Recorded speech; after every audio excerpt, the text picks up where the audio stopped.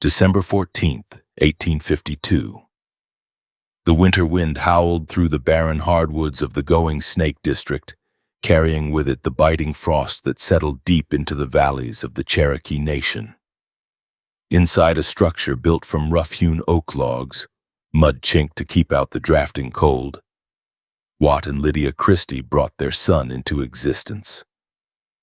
They named him Ned Christie. To the white census takers and the encroaching world of the Americans, he would be Ned Christie. He was born 17 years after the Treaty of Nuakota sealed the fate of his people, and 14 years after the bayonets of the United States Army had forced his parents to walk the Trail of Tears. He did not know the old country in the east, the mountains of Georgia or North Carolina. He was a child of the new land, a territory defined by displacement and the hard, callous reality of survival in a wilderness that had to be tamed by hand. Watt Christie was a man of significant standing, a survivor who had buried kin along the 1,000-mile death march. He was a blacksmith by trade and a Kituwa by blood and belief. The Kituwa society was the spiritual and political core of the traditionalist Cherokees, the full-bloods who resisted assimilation into the white man's culture. Young Ned was raised not just in a home, but in a stronghold of ideology. From his earliest memories, the air he breathed was thick with the smoke of the wood stove and the weight of his father's history. He grew up listening to the Cherokee language, learning the rhythm of the woods and understanding that his people were surrounded by a government that viewed their sovereignty as a temporary inconvenience. The physical environment of Ned's youth was rugged and unforgiving. The Going Snake district was the expanse of steep limestone ridges, deep hollows choked with briars, and clear, fast-running creeks. It was a land that demanded physical competence. By the time he was 12, Ned was already tall, his frame lengthening into the giant stature he would eventually command. He worked alongside his father, clearing timber with heavy double-bitted axes, the shock of the impact vibrating up his arms hour after hour. He learned to read the land, to identify the medicinal plants in the undergrowth, and to track game through the dense thickets where a less observant boy would see nothing. He hunted not for sport, but for the pot. Squirrels, deer, and wild turkeys were food, and every shot fired was calculated against the cost of powder and lead. The American Civil War erupted when Ned was still a boy, tearing the Indian Territory apart. The Cherokee Nation split, with the wealthy slave-owning mixed bloods largely siding with the Confederacy under Stand Watie, while the traditionalist Kituwas, the Pins, sided with the Union. The war in the territory was not a campaign of grand maneuvers. It was a vicious cycle of bushwhacking, arson, and murder. Ned watched as the fabric of his society was shredded. He saw homes burned to the foundations, livestock slaughtered and left to rot, and men killed in their fields. He learned early that the law could not protect him. Safety existed only in the ability to shoot straighter and faster than the enemy, and in the strength of one's kin. This era of violence hardened the population, instilling a deep generational distrust of outsiders and a reliance on the rifle as the final arbiter of disputes. When the war ended in 1865, the Christie family focused on rebuilding. Ned, now entering manhood, turned his attention to his father's trade. He became a blacksmith, but he did not stop at shoeing horses and mending plowshares. He possessed a mechanical aptitude that bordered on genius. He became a gunsmith, a profession that garnered immense respect in a frontier society. His shop in the rabbit trap community became a hub of activity. The sensory reality of his workspace was intense. The air smelled permanently of coal smoke, hot iron, and gun oil. The floor was packed earth, stained black by years of soot. Ned learned the metallurgy of the 19th century intimately. He understood how to heat steel until it was cherry red, malleable enough to be shaped but not so hot that it would burn and become brittle. He learned the delicate art of tempering springs for gun locks, heating them and then quenching them in oil at the precise second to ensure they would flex without breaking. He built rifles from the ground up. He would take a bar of soft iron, bore it out with a hand-cranked drill, and then use a rifling bench to cut the spiral grooves inside the barrel. This process required infinite patience. He would pull the cutter through the bore hundreds of times, shaving off microscopic ribbons of metal with each pass, creating the lands and grooves that would spin a bullet and ensure its accuracy over hundreds of yards. He cast his own lead bullets, melting the gray metal in, a ladle over the forge, pouring it into molds and then trimming the sprue with a knife. He mixed his own lubricants from tallow and beeswax to keep the black powder fouling soft. He understood the ballistics of the 44 and 45 caliber rounds, the heavy, slow-moving slugs that hit with the force of a sledgehammer. He spent countless hours testing his creations, firing at targets set at varying distances in the woods behind his shop. He learned to estimate range by the clarity of the target, to compensate for the wind drifting through the trees, and to control his breathing to steady the heavy octagonal barrels. He became known as one of the finest shots in the Cherokee Nation, a man who could strike a turkey in the head at 100 paces. As he matured, Ned married and started a family. He was a devoted father, deeply affectionate with his children, a stark contrast to the hard man he presented to the outside world. He built a home for them, a sturdy cabin that reflected his skill with an axe and an adze. He farmed corn and raised hogs, living the life of a prosperous Cherokee citizen. But his heritage and his standing in the community pulled him toward leadership. The political landscape of the 1880s was treacherous. The United States government, driven by the hunger for land and the demands of the railroad companies, was pushing hard to dissolve the tribal governments and allot the land to individuals, opening the surplus to white settlement. Ned Christie stood like a stone against this tide. In 1885, he was elected to the Cherokee National Council, representing the Going Snake District. He was a full-blood candidate, a voice for the traditionalists who wanted to keep the land communal and the nation sovereign. He traveled to the capital, Tahlequah, for the legislative sessions. Tahlequah was a bustling town, a mix of brick and wood buildings, unpaved streets, and a diverse population of Indians, whites, and freedmen. The Cherokee Capitol building, a stately brick structure in the center of the town square, was the seat of power. Inside the council chambers, Ned was a formidable presence. He stood 6 feet 4 inches tall, broad-shouldered and dark-skinned. He wore his hair long, often tucked under a turban or a wide-brimmed hat. He spoke Cherokee eloquently, his voice deep and resonant. He did not engage in the flowery, deceptive rhetoric of the white politicians. He spoke of treaty rights, of the blood paid by their ancestors, and of the danger of ceding even an inch of authority to the federal government. He was a barrier to the progressives who wanted to sell out the nation. His voting record was consistent. He opposed the railroads, he opposed allotment, and he strictly supported the laws against the introduction of alcohol into the territory.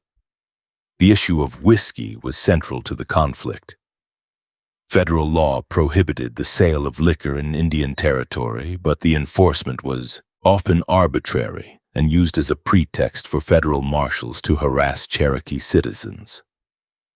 Ned viewed whiskey as a scourge, a chemical weapon used to degrade his people. He supported the Cherokee light horsemen, the tribal police, in their efforts to smash the kegs of the bootleggers. However, the jurisdictional dispute was complex.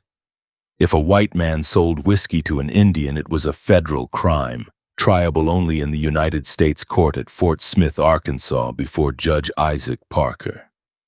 This gave the deputy marshals from Fort Smith free rein to roam the Cherokee Nation, arresting citizens and dragging them to a foreign court where juries were all white and often hostile to Indians.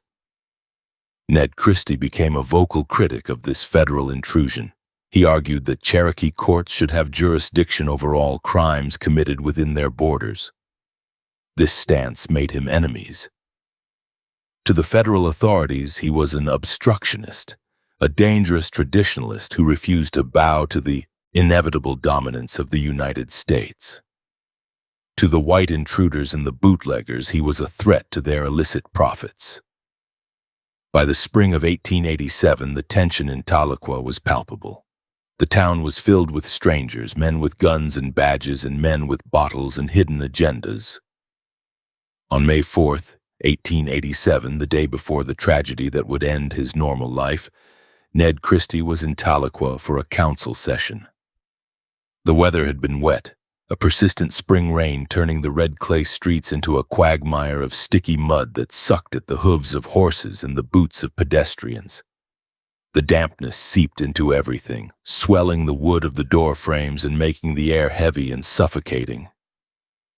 Ned attended the meetings in the Capitol, listening to the reading of bills and the debates that dragged on through the afternoon. The room smelled of wet wool, stale tobacco smoke, and unwashed bodies. He sat with his fellow counselors, men he had known for years, discussing the future of their children. When the session adjourned for the day, Ned walked out into the cool evening air. The sun was setting behind the western hills, casting long shadows across the square. He was not a man who frequented the saloons or the gambling halls. He was a man of discipline. He walked to the place where he was staying, a boarding house or the home of a friend. He checked on his horse, a large, strong animal capable of carrying his considerable weight. He ran his hand over the animal's flank, checking for saddle sores, his blacksmith's eye noting the condition of the shoes he had likely forged himself. He ate a simple meal, perhaps cornbread and pork, and conversed with his hosts in the low tonal cadences of his native tongue.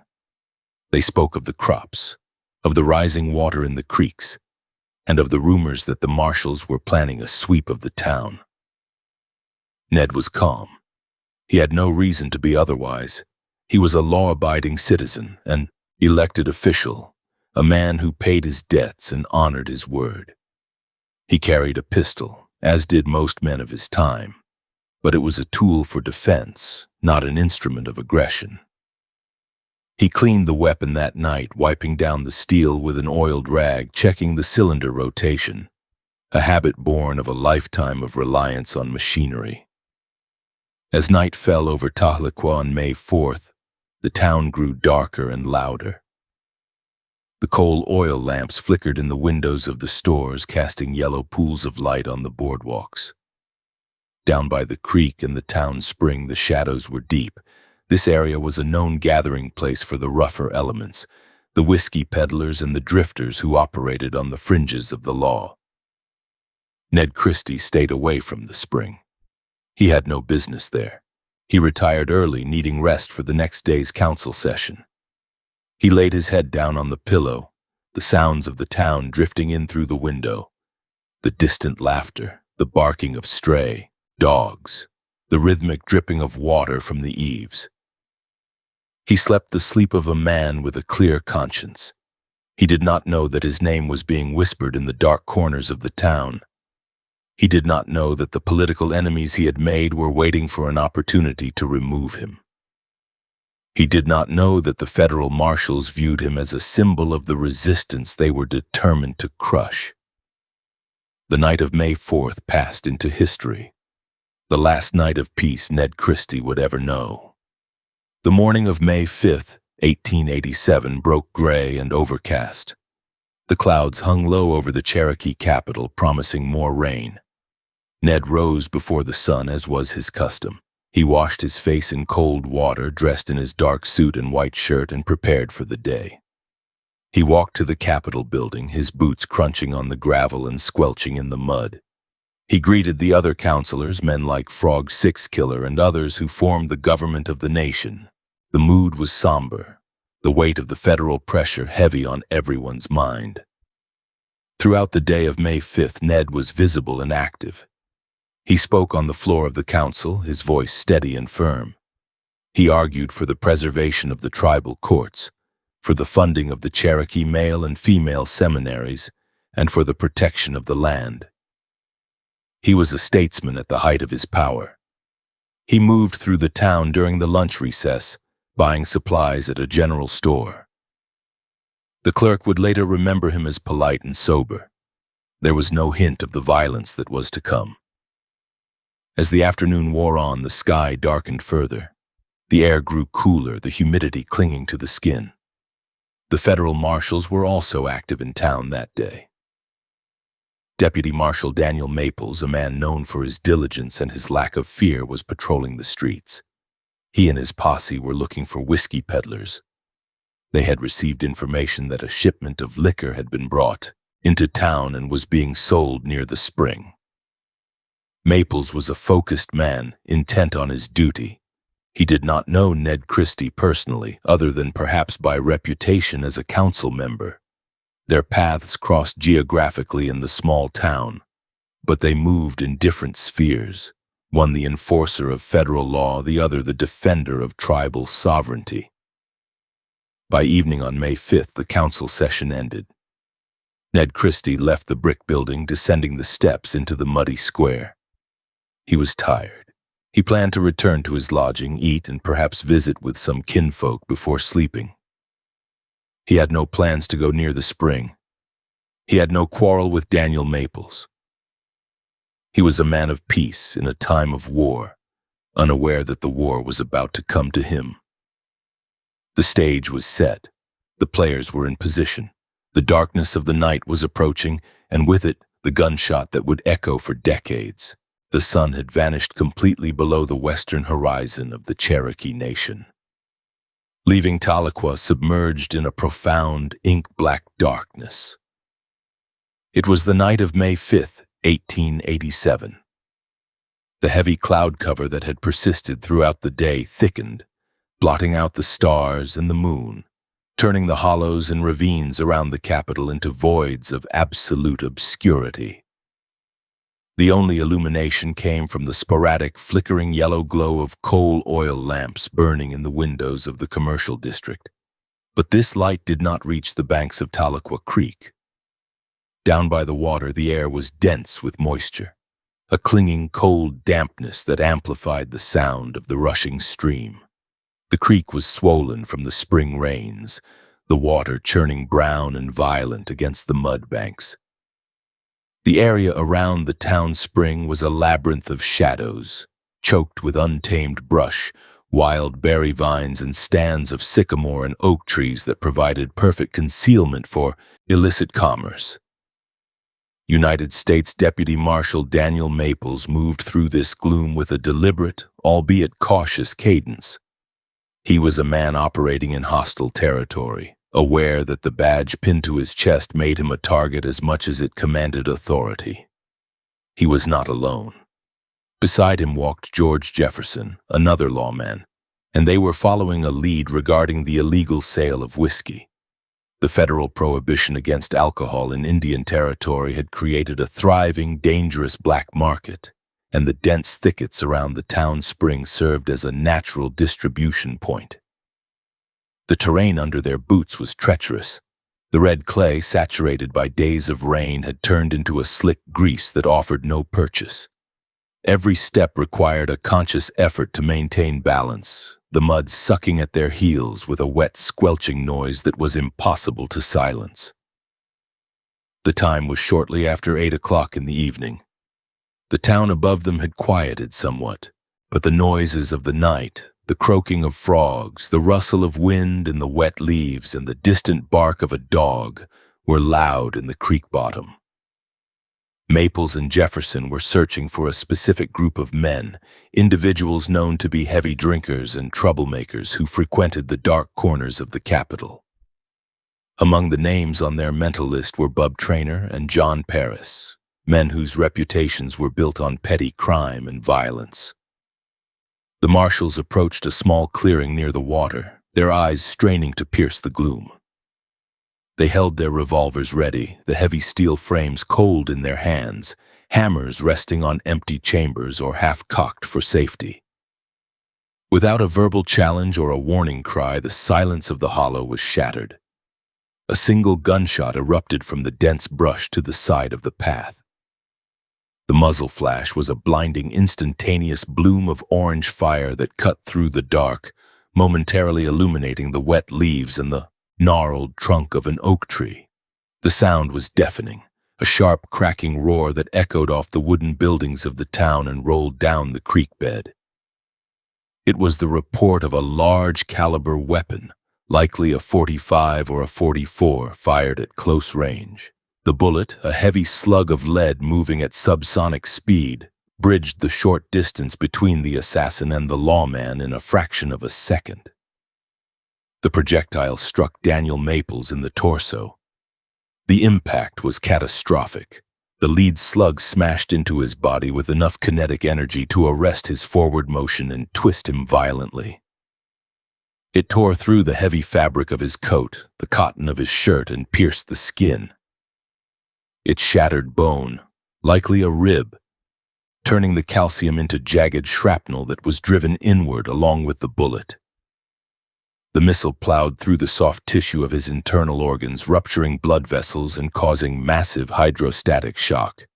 Maples did not scream immediately. The wind was knocked out of him by the sheer force of the blow. He crumpled toward the mud, his legs losing their ability to support his weight. He hit the wet ground hard, the air leaving his lungs in a ragged gasp. George Jefferson, stunned by the sudden violence and blinded by the muzzle flash, scrambled for cover. He raised his own weapon, scanning the darkness for a target, but the assassin had already vanished or gone static. The smoke from the black powder discharge hung low in the humid air, a thick, sulphurous cloud that drifted slowly over the creek, stinging the eyes and throat. Jefferson shouted, his voice cracking with urgency, calling out that an officer was down. The shooter did not fire again. The assassination was a singular, calculated act, not a chaotic exchange of fire. The silence rushed back into the hollow, broken only by the gurgling of the creek and the pained, wet breathing of the fallen marshal. Men from the town, alerted by the gunshot, began to run toward the spring. Lanterns appeared on the ridge, swinging wildly as their bearers slid down the muddy embankment. The beams of light cut erratic swaths through the darkness, revealing the chaotic scene. They found Maples lying in the muck, his hands clutching his midsection, blood dark and glossy pooling beneath him, mixing with the rainwater and the clay. The smell of the scene was a nauseating blend of burnt gunpowder, wet earth, and fresh copper-scented blood. The men, a mix of locals and other lawmen, hesitated for a second, fearful of a second shot, before rushing to Maples' side. They lifted him, their hands slipping on his wet coat in the slick mud. Maples groaned, a low, guttural sound of pure agony. Moving a man with a shattered torso caused excruciating pain as the broken bone fragments ground against raw nerves. They carried him up the bank, struggling for footing, their boots tearing deep gouges in the slope. They brought him to a nearby structure, likely a hotel room or a boarding house, and laid him on a bed. The linens were instantly stained with the fluids leaking from his body. A doctor was summoned, arriving with his black bag. But the medical reality of 1887 offered little hope for a wound of this magnitude. The physician cut away the soaked clothing, revealing the entry wound. It was an ugly, dark aperture in the flesh, the edges burned by the proximity of the muzzle blast. The doctor probed the wound with his fingers or a metal instrument, searching for the bullet. A procedure that was done without anesthesia and introduced bacteria deep into the chest cavity. The diagnosis was grim. The bullet had caused extensive internal damage.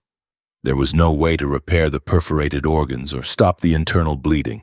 All they could do was pack the wound with gauze to staunch the external flow and administer morphine to dull the sharpest edges of the pain. Maples lay pale and sweating, his skin clammy, his pulse rapid and thready as his body went into hypovolemic shock. While Maples fought for his life, the investigation began in the streets outside. The atmosphere in Tahlequah shifted from shock to a dangerous, reactive anger. The federal marshals, seeing one of their own gunned down in the dark, demanded answers. They rounded up anyone who had been near the spring. Among those detained was Bub Traynor. Traynor was a known criminal, a man with a history of violence and deceit. He had been in the vicinity of the shooting. He was likely armed. He was a prime suspect. The marshals pressed him, their questioning aggressive and threatening. They made it clear that someone was going to hang for shooting Daniel Maples, and if Traynor did not provide a name, the noose might well fit his own neck. In the high-pressure environment of that interrogation, held perhaps in a marshal's office or a back room, Bub Traynor made a decision that would alter history. He deflected. He claimed he knew who fired the shot. He did not name himself or his associates. He named Ned Christie. He spun a tale that placed the Cherokee councilman at the scene. He claimed he saw Christie or heard Christie or that Christie had fired the weapon. Another man, John Paris, corroborated the story, adding weight to the lie. It was a convenient fabrication. Christie was a known traditionalist, a man who opposed the marshals politically. He was a full blood in the eyes of the whites, a representative of the faction that refused to assimilate. The accusation fit the prejudices of the investigators. They did not look for physical evidence to link Christie to the scene. There were no fingerprints, no ballistics tests to match a specific rifle to the bullet. They had the word of a white informant against a Cherokee traditionalist. That was enough. Throughout the night of May 5th and the day of May 6th, Daniel Maples lingered in a state of delirium and pain. His breathing became labored as his lungs filled with fluid. The infection that sets in so quickly after a gut shot began to take hold, spiking his fever. He drifted in and out of consciousness, perhaps muttering names or pleas for water. His colleagues watched him die by degrees, their grief hardening into a resolve for vengeance. On May 6, 1887, Deputy Marshal Daniel Maples succumbed to his wounds. His heart stopped beating and the investigation formally shifted from assault to capital murder. The news of the death was transmitted to Fort Smith by telegraph. The wire hummed with the details. A federal officer assassinated in the Cherokee capital. Judge Isaac Parker, the hanging judge, received the news with the grim determination that characterized his tenure. To Parker, this was not just a murder. It was an insurrection. It was an attack on the rule of law in the Western District. He issued a warrant for the arrest of Ned Christie. The charge was murder. The penalty, if convicted, was death by hanging. The machinery of the federal court, a massive bureaucratic engine designed to crush resistance, began to turn its gears toward the Going Snake District. Ned Christie was not in Tahlequah when the warrant was sworn. He had returned to his home in the Rabbit Trap community, navigating the familiar trails through the timber. He was unaware that the political landscape had shifted beneath his feet. He was tending to his affairs, perhaps working in his blacksmith shop. The ring of his hammer on the anvil echoing through the woods, a sharp contrast to the silence of the death room in Tahlequah. News traveled by rider and it reached Christie within a day or two of the shooting. A friend or a kinsman rode up to his cabin, their horse frothed from the hard ride, bearing the grim tidings. The messenger told Christie that Maples was dead. They told him that Bub Traynor had named him as the killer. They told him that a warrant was out and that the marshals were coming to take him to Fort Smith. Christie listened to the news with the stoicism of his people, but his mind raced. He knew exactly what this meant. He knew the reputation of the Fort Smith court. He knew that a Cherokee accused of killing a marshal based on the testimony of a white man or a government informant stood zero chance of acquittal. The jury would be white, the judge would be Parker, and the verdict would be a foregone conclusion. To surrender was to commit suicide. Christie gathered his family. He explained the situation. He told them he was innocent. He had not been at the spring. He had not fired the shot, but he also told them that his innocence would not protect him in Arkansas. He made the decision then and there to refuse the warrant. He would not run to Mexico.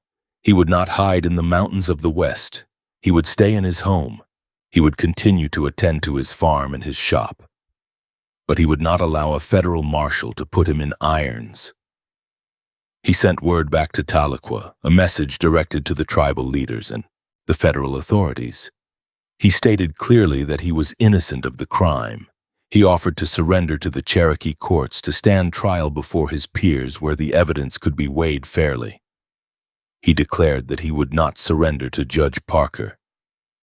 The rejection of the federal warrant was an act of defiance that stunned the authorities. Most men ran or surrendered. Few stood their ground and dictated terms. The marshals in Fort Smith viewed this response as arrogance and further proof of his guilt. They believed an innocent man would trust the system. They did not understand or did not care to understand the deep-seated distrust the Keetoowah people held for the federal government. The line was drawn in the dirt of the Rabbit Trap District. In the days following the accusation, the environment around Christie's home began to change. The casual openness of the frontier neighborliness evaporated. Christie stopped traveling to Tahlequah. He resigned himself to the boundaries of his own land. He began to carry his rifle, the Winchester he had tuned to perfection, everywhere he went. He watched the tree lines with a new intensity. Every snapping twig, every disturbance of birds in the distance could signal the arrival of a posse. He was no longer just a blacksmith. He was a hunted man. The physical evidence at the scene of the shooting had been trampled into the mud by the crowd, destroying any chance of finding the real killer's tracks.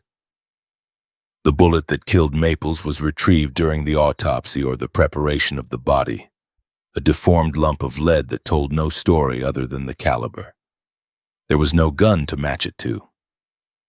The entire case rested on the perjured word of Bub Traynor. Yet on this flimsy foundation, the United States government authorized a manhunt. The summer of 1887 approached with a rising heat. The foliage in the woods thickened, providing a dense green curtain that could hide a regiment. Christie used this to his advantage. He knew the terrain of Rabbit Trap better than any marshal from Arkansas. He knew the defiles, the caves, and the ridges. He began to fortify his mind for a siege, even if he had not yet begun to fortify his home with logs and sand. He relied on his clan, the network of Keetoowah families who lived in the hills. They became his eyes and ears. They watched the roads and the trails. If a stranger rode into the district, Christie knew about it hours before the rider reached his gate. The tragedy of Daniel Maples was complete. He was dead, leaving behind a family and a badge. The tragedy of Ned Christie was just beginning. He was stripped of his office, his reputation tarnished by the label of cop killer, and his life placed in the crosshairs of the federal government. The ambush at the spring had taken one life instantly, but it was slowly consuming another. The darkness of that night in May had not lifted. It had merely spread, covering the hills of Going Snake in a shadow of impending violence. Christie stood in his doorway, looking out at the land he loved, knowing that the men coming for him would bring fire and blood. He checked the action of his rifle, sliding a cartridge into the chamber. He was ready. He would not hang for a crime he did not commit. The winter of 1888 descended upon the Going Snake district with a ferocity that hardened the earth into a sheet of iron. The red clay, usually pliable and sticky, froze into jagged ruts that could twist the ankle of a horse or break the wheel of a wagon. The temperature dropped well below freezing, turning the sap in the oak trees to ice, causing the wood to crack with loud, pistol-like reports that echoed through the silent valleys. For Ned Christie, this season marked the transition from a man accused to a man hunted. The warrant for his arrest, signed by the federal court in Fort Smith, was no longer a bureaucratic threat. It was a commercial contract. The reward money attached to his capture had drawn the attention of men who viewed law enforcement not as a duty, but as a harvest. Christie did not spend these long, dark months inside the warmth of his cabin. To sleep in his own bed was to invite death. Instead, he inhabited the periphery of his own life. He utilized the limestone caves and the deep wind-shielded ravines that crisscrossed the rabbit trap community. He slept on piles of furs and blankets, his body pressed against the cold stone, his rifle wrapped in oilcloth to protect it from the condensation. The physical toll of this existence was immediate. His joints ached from the damp cold, and his hands, once stained only with coal dust, were now chapped and bleeding from the exposure. He learned to build small, smokeless fires using dry twigs and bark, just enough to heat coffee or thaw his fingers, extinguishing them before the scent could drift downwind to a waiting posse. The first serious incursion into his territory occurred in late February of 1888. The snow was packed hard on the ground, creating a white canvas that betrayed every movement. A group of 5 men crossed the border from Arkansas, riding heavy horses bred for endurance.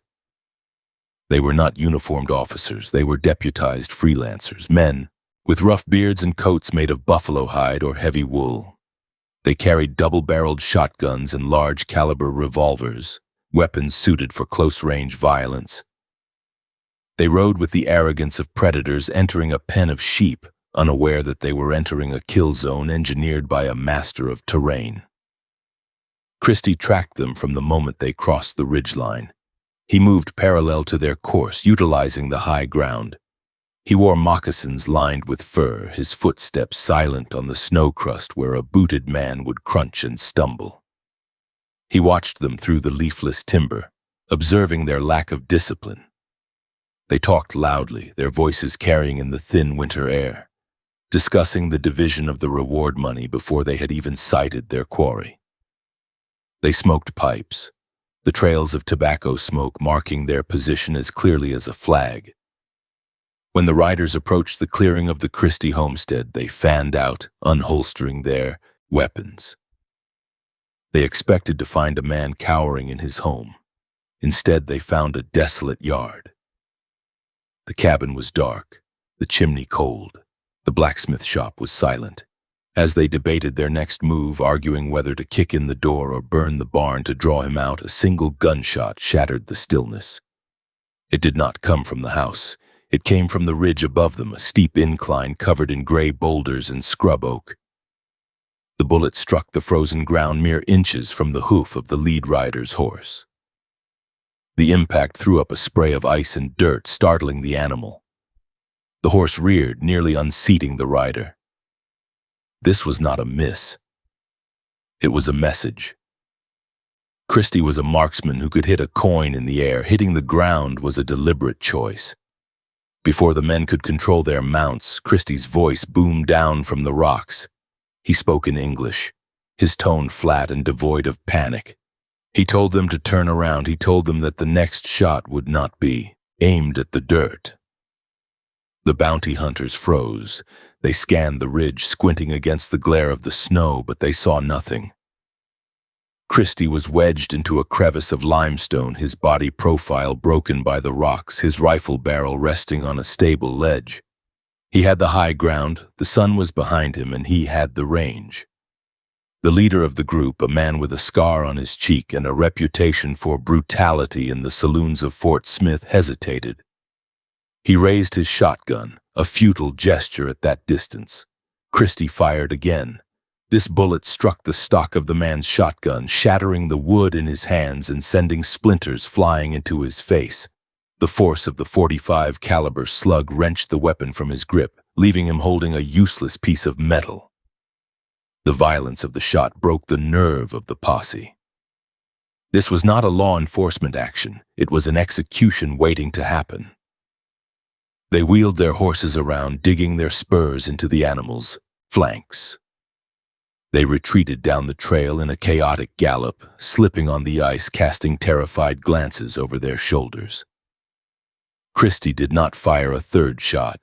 He watched them go, his finger resting outside the trigger guard, his breath pluming in the cold air. He waited until the sound of their hooves faded completely before he moved from his position. This encounter was the first bloodless victory, but it confirmed that the war had arrived at his doorstep. As the spring of 1888 thawed the ground, turning the streams into rushing torrents of brown water, the dynamic shifted. The embarrassment of the failed raids reached the ears of the U.S. Marshals. They realized that sending amateurs to catch a Kituwa warrior on his own land was a waste of resources. They began to organize official posse, led by commissioned deputies who carried the full authority of the United States government.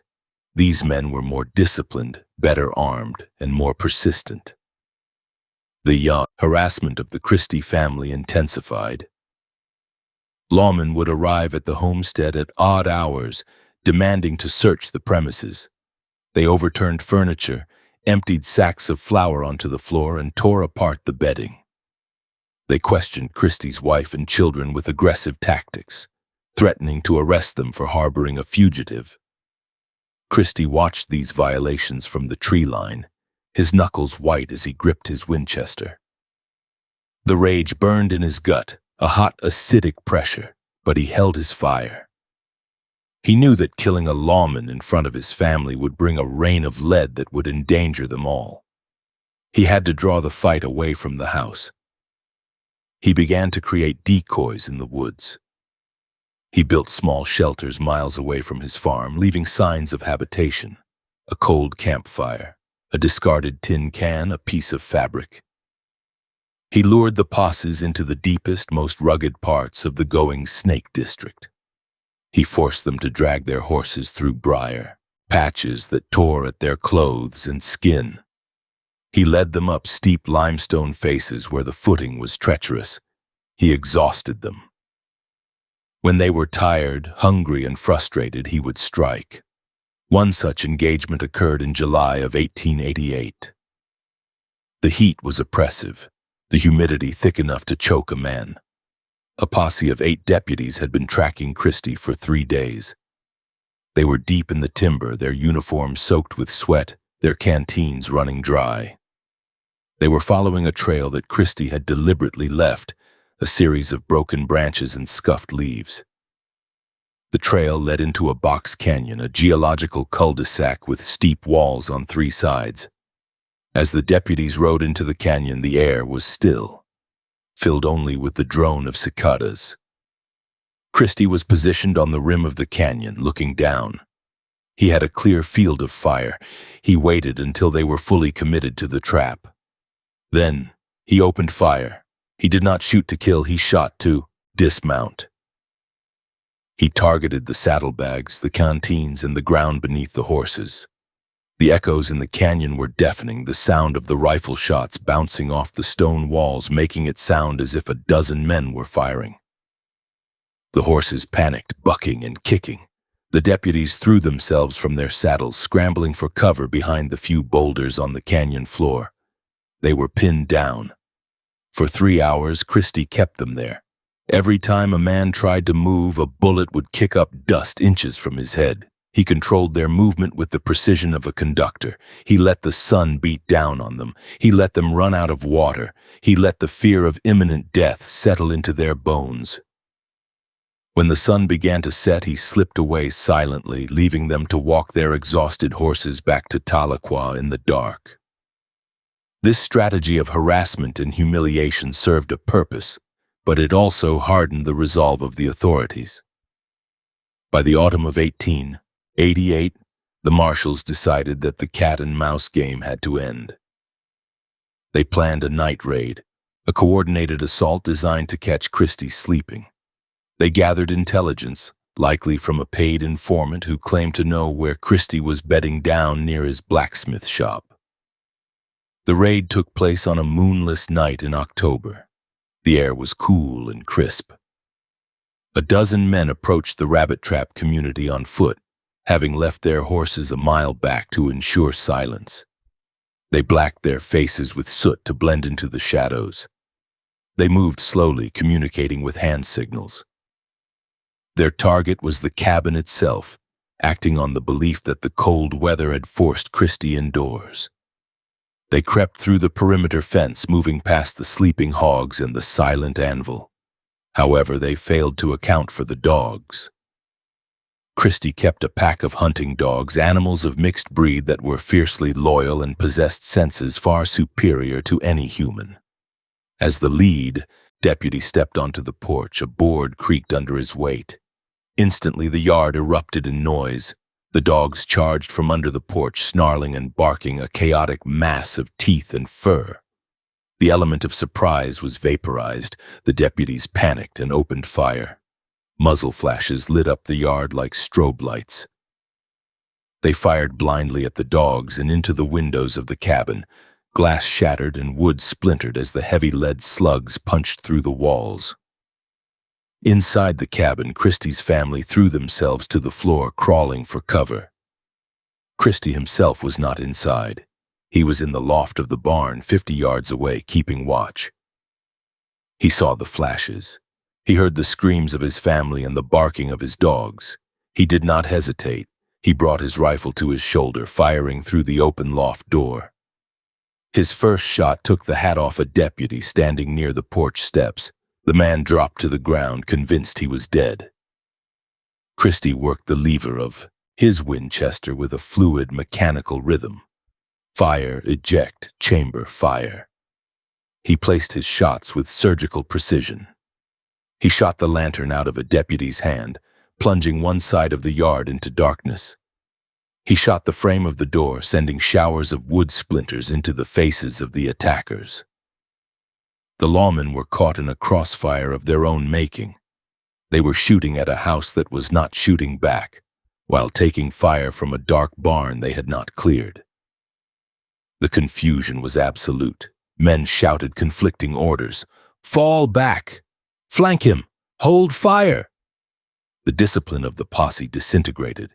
They began to retreat, dragging two of their number who had been injured, not by bullets, but by the frantic scramble over the rough ground and the bites of the dogs. One deputy had twisted his knee so bad the joint had popped. Another had taken a face full of glass from a shattered window. Christie kept firing until they reached the tree line. He did not pursue them. He stayed in the loft, reloading his weapon, his eyes scanning the dark for any sign of a second wave. The smell of gunpowder hung heavy in the yard, mixing with the scent of pine and the metallic tang of fear. He waited until dawn, watching the sun rise over a scene of destruction. His home was riddled with bullet holes. The windows were gone. The door hung on one hinge. His family was shaken but physically unharmed, saved by the thick logs and the low profile of the floor. That morning, Christie walked the perimeter of his home. He dug a bullet out of the log wall with his knife. It was a .45-70 government round, a heavy, flat-nosed slug designed to kill buffalo and men. He held the lead in his palm, feeling its weight. He looked at the depth of the penetration. The bullet had gone 3 inches into the oak. If the walls had been thinner, or if the wood had been pine, the bullet would have passed through and killed his children. The realization hit him with the force of a physical blow. The cabin was a coffin, the standard construction of a frontier home, single logs, chinked with mud, was insufficient against the weaponry of the United States government. They were not using pistols anymore. They were using military-grade rifles. They were escalating the caliber and the volume of fire. If he stayed in this house, it was only a matter of time before a bullet found flesh. He walked to his blacksmith shop. He looked at the iron scraps, the heavy anvil, and the tools of his trade. He began to think not as a farmer, but as an engineer. He needed a structure that could stop a rifle bullet cold. He needed walls that were not just wood, but a composite of materials that would absorb energy. He needed firing ports that allowed him to shoot without exposing his body. He needed a position that could not be flanked, a position that commanded the high ground and offered no cover for an attacker. He spent the rest of 1888 designing this structure in his mind. He walked the ridge lines of his property looking for the perfect site. He found it on a high point that offered a 360-degree view of the approaches.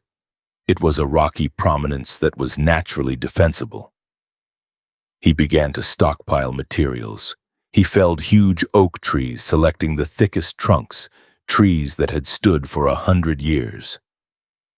He seasoned the wood, stripping the bark to prevent rot. He gathered stones from the creek bed. The skirmishes of 1888 had changed Ned Christie. The statesman who had argued in the council halls of Tahlequah was gone. In his place stood a warrior who understood that words were useless against men who came in the night with torches and rifles. He had drawn first blood in the sense that he had repelled the invaders and humiliated their authority, but he knew the price would be high. The marshals would return, and they would bring more men and bigger guns. As the winter of 1888 approached again, closing the cycle of the year, Christie stood amidst the wreckage of his yard. He was not afraid. He was focused.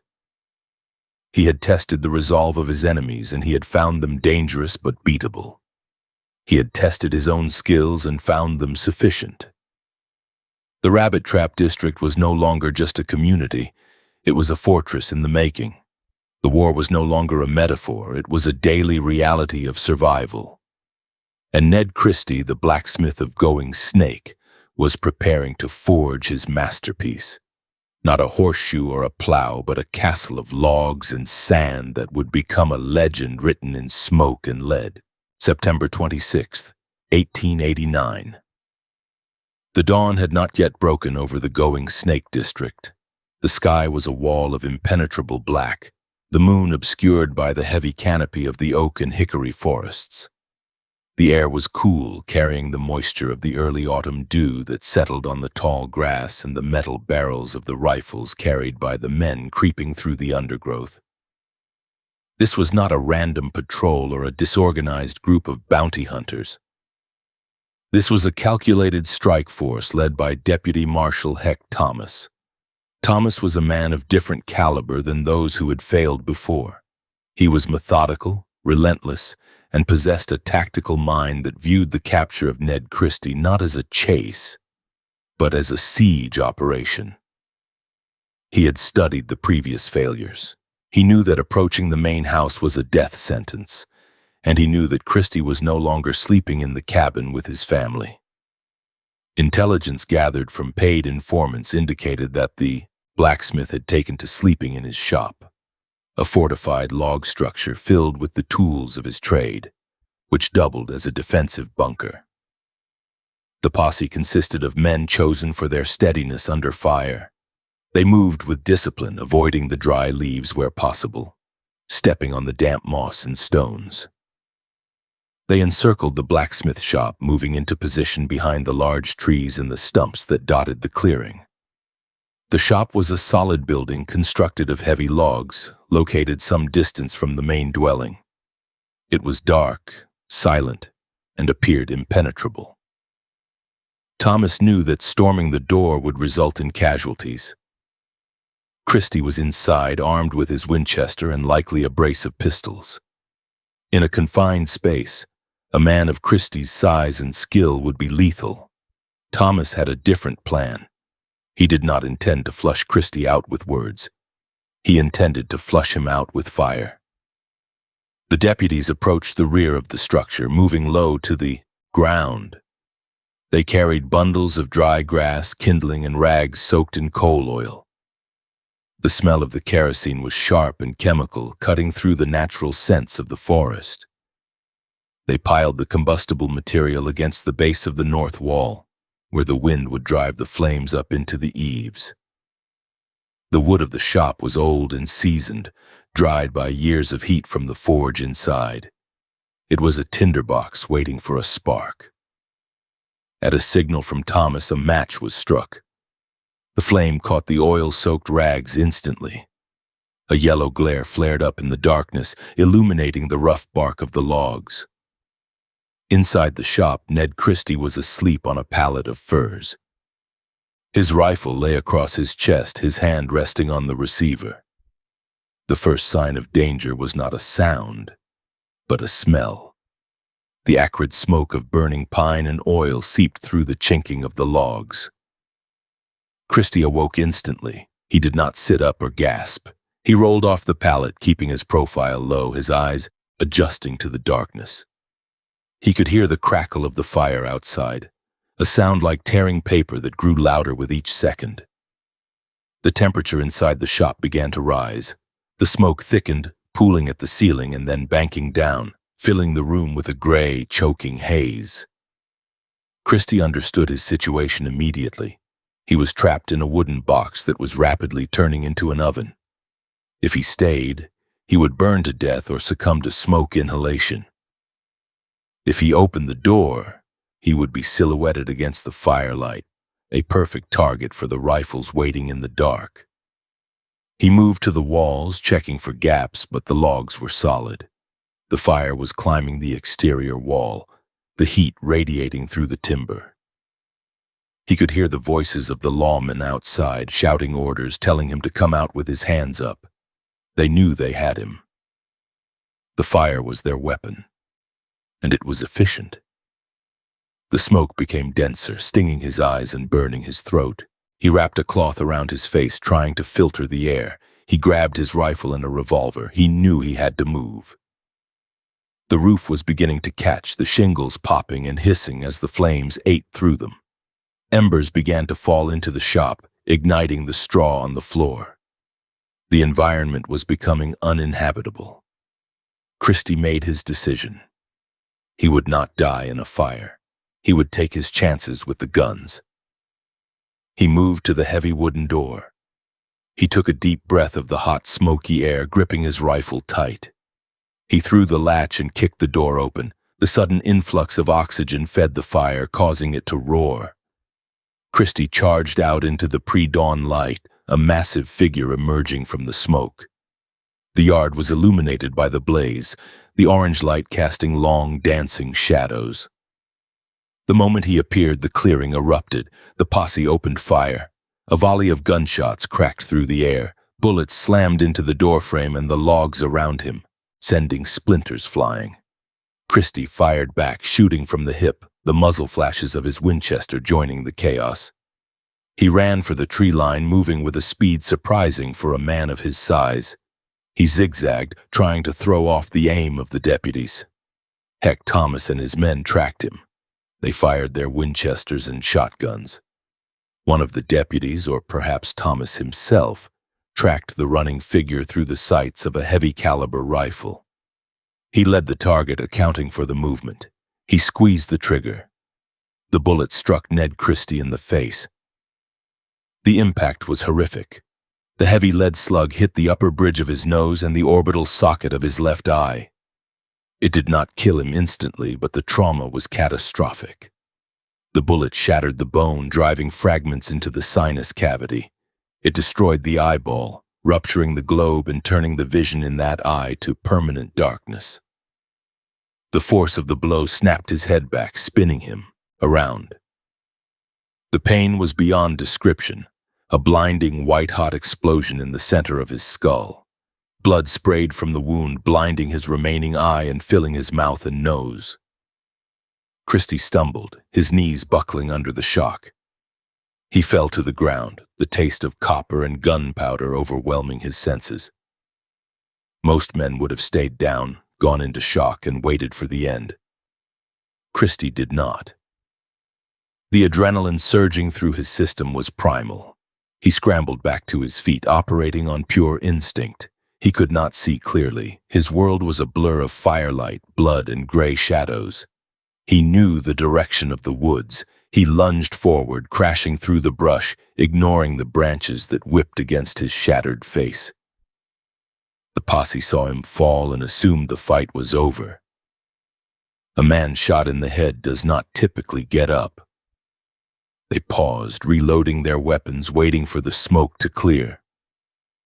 In that brief window of hesitation, Christie vanished. He disappeared into the dense timber of the Going Snake district, leaving a trail of blood on the fallen leaves. When the deputies advanced to the spot where he had fallen, they found only the blood.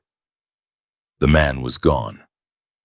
Heck, Thomas realized that Christie had escaped, but he also knew the man was mortally wounded. No one could survive such a shot without medical attention in a hospital, let alone in the dirty woods of the Indian Territory. The posse searched the perimeter, but the darkness and the dense undergrowth worked in Christie's favor. They returned to the burning shop, watching as the structure collapsed into a pile of glowing coals. They believed that nature would finish what the bullet had started. They withdrew, confident that they would find Christie's body in a few days, or that he would bleed to death before the sun rose. Ned Christie did not die.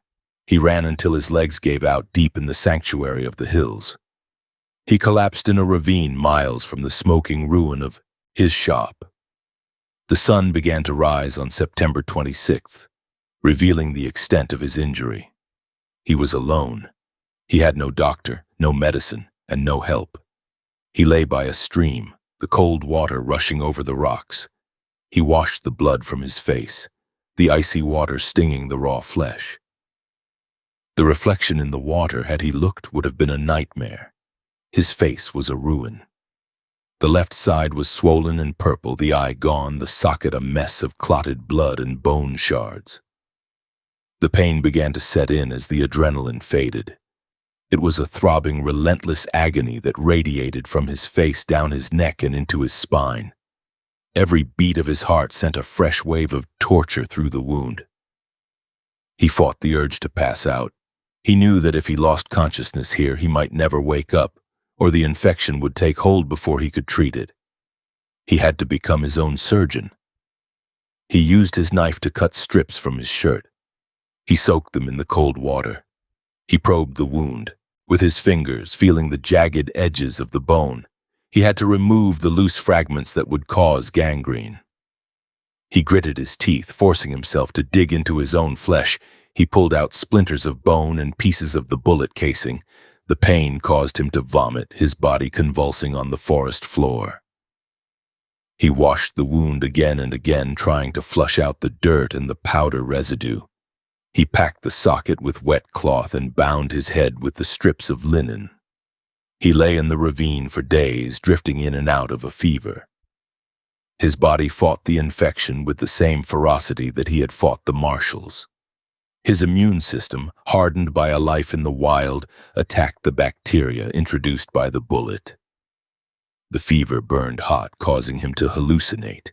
He saw the faces of his ancestors, the fires of the council, and the muzzle flash that had taken his sight. During this time, the legend of Ned Christie began to mutate. The story of his escape spread through the territory. He was no longer just a man, he was a supernatural figure. He had been shot in the head and walked away. The Kituwa people whispered that he had strong medicine, that he could not be killed by the white man's bullets. The marshals in Fort Smith were less superstitious but equally disturbed. Heck, Thomas reported that he had hit the target, yet the target was still at large. The failure of the raid, despite the infliction of a grievous wound, was a humiliation. Christie eventually regained enough strength to move. He made his way to the home of a trusted kinsman. They took him in, hiding him in a cellar or a back room. They brought in a traditional healer who applied poultices of herbs and roots to the wound to draw out the infection and speed the healing. The recovery was slow and agonizing. The wound granulated and closed, but the eye was lost forever. The scar tissue formed a thick, twisted knot on his face. He grew a beard to cover the disfigurement, but nothing could hide the missing eye. The loss of his eye changed Ned Christie's tactical reality. He had lost his depth perception. Shooting a rifle required a readjustment of his entire technique. He had to learn to shoot with his right eye, or if he was already right-eye dominant, he had to adjust to the loss of peripheral vision on his left side. He spent hours dry-firing his weapon, retraining his muscles and his brain. He learned to compensate, to turn his head more frequently to scan his blind spot. The physical limitation made him more paranoid, more cautious. He knew that an enemy could approach him from the left and he would not see them until it was too late. The burning of his blacksmith shop was a strategic blow. He had lost his tools, his livelihood, and his fortified position. The marshals had destroyed the symbol of his trade. He was no longer a blacksmith. He was a full-time combatant. The destruction of his property severed the last tie to a normal life.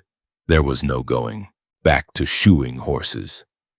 The only iron he would handle now was the barrel of a gun. Throughout the winter of 1889 and into 1890, Christie healed. The physical wound scarred over, but the psychological wound remained open. He had been maimed by a government that had falsely accused him. The injustice burned hotter than the fire that had consumed his shop. He realized that the marshals would never stop. They had tried to burn him alive. They had shot him in the face. The next time, they would bring more men and more fire. He began to plan his ultimate defense. The log cabin was gone. The blacksmith shop was gone. He needed something stronger. He remembered the stories of the old forts, and he looked at the stone and timber of the Going Snake District with a new purpose. He would build a structure that fire could not eat and bullets could not penetrate. He would build a fortress on the ridge, a monument to his defiance. The raid of September 26, 1889, was a turning point. It marked the end of the skirmishes and the beginning of the war. Heck Thomas had taken Ned Christie's eye, but in doing so, he had given Christie a singular, terrifying focus. The man who emerged from the woods in 1890 was not the same man who had fled the burning shop. He was harder, colder, and filled with a resolve that was as unyielding as the rock of the Ozark Hills. The fire had cauterized his hesitation. The eye was the price he paid for the clarity of his mission, to stand his ground until the bitter, violent end. The winter of 1890 broke slowly over the Going Snake District, the frost relinquishing its grip on the soil only to turn the earth into a heavy, clinging mud that made travel arduous. For Ned Christie, the arrival of the new year was not marked by celebration but by a grim architectural determination. The loss of his eye and the destruction of his blacksmith shop in the previous autumn had stripped away any lingering illusions of a peaceful resolution. He understood now that his survival depended entirely on geometry and geology. He needed a structure that could negate the ballistics of the federal marshals, a position that transformed the tactical disadvantage of being one man against many into a mathematical stalemate. He began to survey his land not as a farmer looking for good soil, but as a military engineer looking for a kill zone. He selected a site on a limestone ridge within the Rabbit Trap community, a location that offered a commanding elevation over the surrounding approaches. The ground here was hard, a thin layer of topsoil covering the bedrock, providing a stable foundation that would not shift under the immense weight he planned to pile upon it. The site was naturally defensive, with the terrain sloping away steeply on three sides, forcing any attacker to climb while exposing themselves to fire from the summit. Christie spent days walking the perimeter of this chosen ground. He covered his missing left eye with a patch or a bandage, turning his head constantly to scan the woods with his remaining right eye, learning to compensate for the loss of his peripheral vision. He marked the trees that needed to be felled to clear the lines of fire, creating a radius of open ground where no man could hide. The construction of the fort began in earnest as the ground thawed in the early spring of 1890. It was not a solitary endeavor. The Kituwa Society, the traditionalist heart of the Cherokee Nation, rallied around Christie. They viewed him not as a criminal, but as a symbol of their sovereignty, a man standing against the encroaching tide of federal jurisdiction. Men from the district came to the ridge, bringing with them their teams of mules, their wagons, and their tools. They were silent, hard-working men who understood the gravity of the task. They were not raising a barn for a harvest. They were building a bunker for a siege. The first phase of the operation involved the harvesting of the timber. Christie rejected the use of pine or softwoods. He demanded oak and hickory, trees that had stood in the bottoms for a century, their grain tight and dense. The men ventured into the deep woods, their axes ringing against the trunks with a rhythmic violence. They felled trees that were 2 feet in diameter, the crash of the timber shaking the forest floor. The logs were limbed and dragged to the site by straining teams of mules, the animals grunting and digging their hooves into the mud as the heavy wood plowed furrows in the earth. The smell of the work was the scent of green wood, wet horsehair, and sweat. Once the timber was on the ridge, the hewing began. Christie directed the men to square the logs. They used broadaxes and adzes, standing over the timber and swinging the blades between their feet with surgical precision. They shaved off the bark and the sapwood, cutting the logs into massive rectangular beams. This was crucial for the structural integrity of the fort. Round logs left gaps that had to be chinked with mud, weak points that a bullet could pick apart. Square logs stacked flush, wood against wood, creating a solid wall with no daylight showing through. The chips of oak piled up around the site, a carpet of yellow wood that smelled acidic and sharp. The design of the fort was the physical manifestation of Christie's genius as a gunsmith. He understood that a standard log wall would eventually fail under sustained fire from heavy-caliber rifles like the .45-70. To counter this, he engineered a double wall system. The men laid the first course of the outer wall, a square roughly 20 feet by 20 feet. Inside this perimeter, they laid a second wall, parallel to the first, leaving a gap of roughly 8 to 10 inches between the two. This void was the heart of the defense. As the walls rose log by log, the teams began the second phase of the logistical operation: the sand. They drove their wagons down to the creeks where the water had deposited bars of heavy silica-rich sand and gravel. They shoveled the wet grit into the wagons until the axles groaned under the load.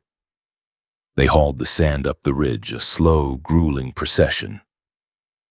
At the building site, they transferred the sand into buckets and poured it into the gap between the inner and outer walls. Christie supervised the filling personally. He used a heavy tamper, a block of wood on a handle, to pack the sand down. He pounded it until it was as hard as concrete. The physics of this armor were simple and effective. A bullet striking the outer wall would expend its energy penetrating the tough oak.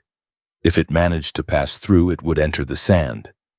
The sand, being a collection of loose particles, would shift and flow around the projectile, absorbing the remaining kinetic energy instantly. The bullet would deform and stop, trapped in the grit, leaving the inner wall completely untouched.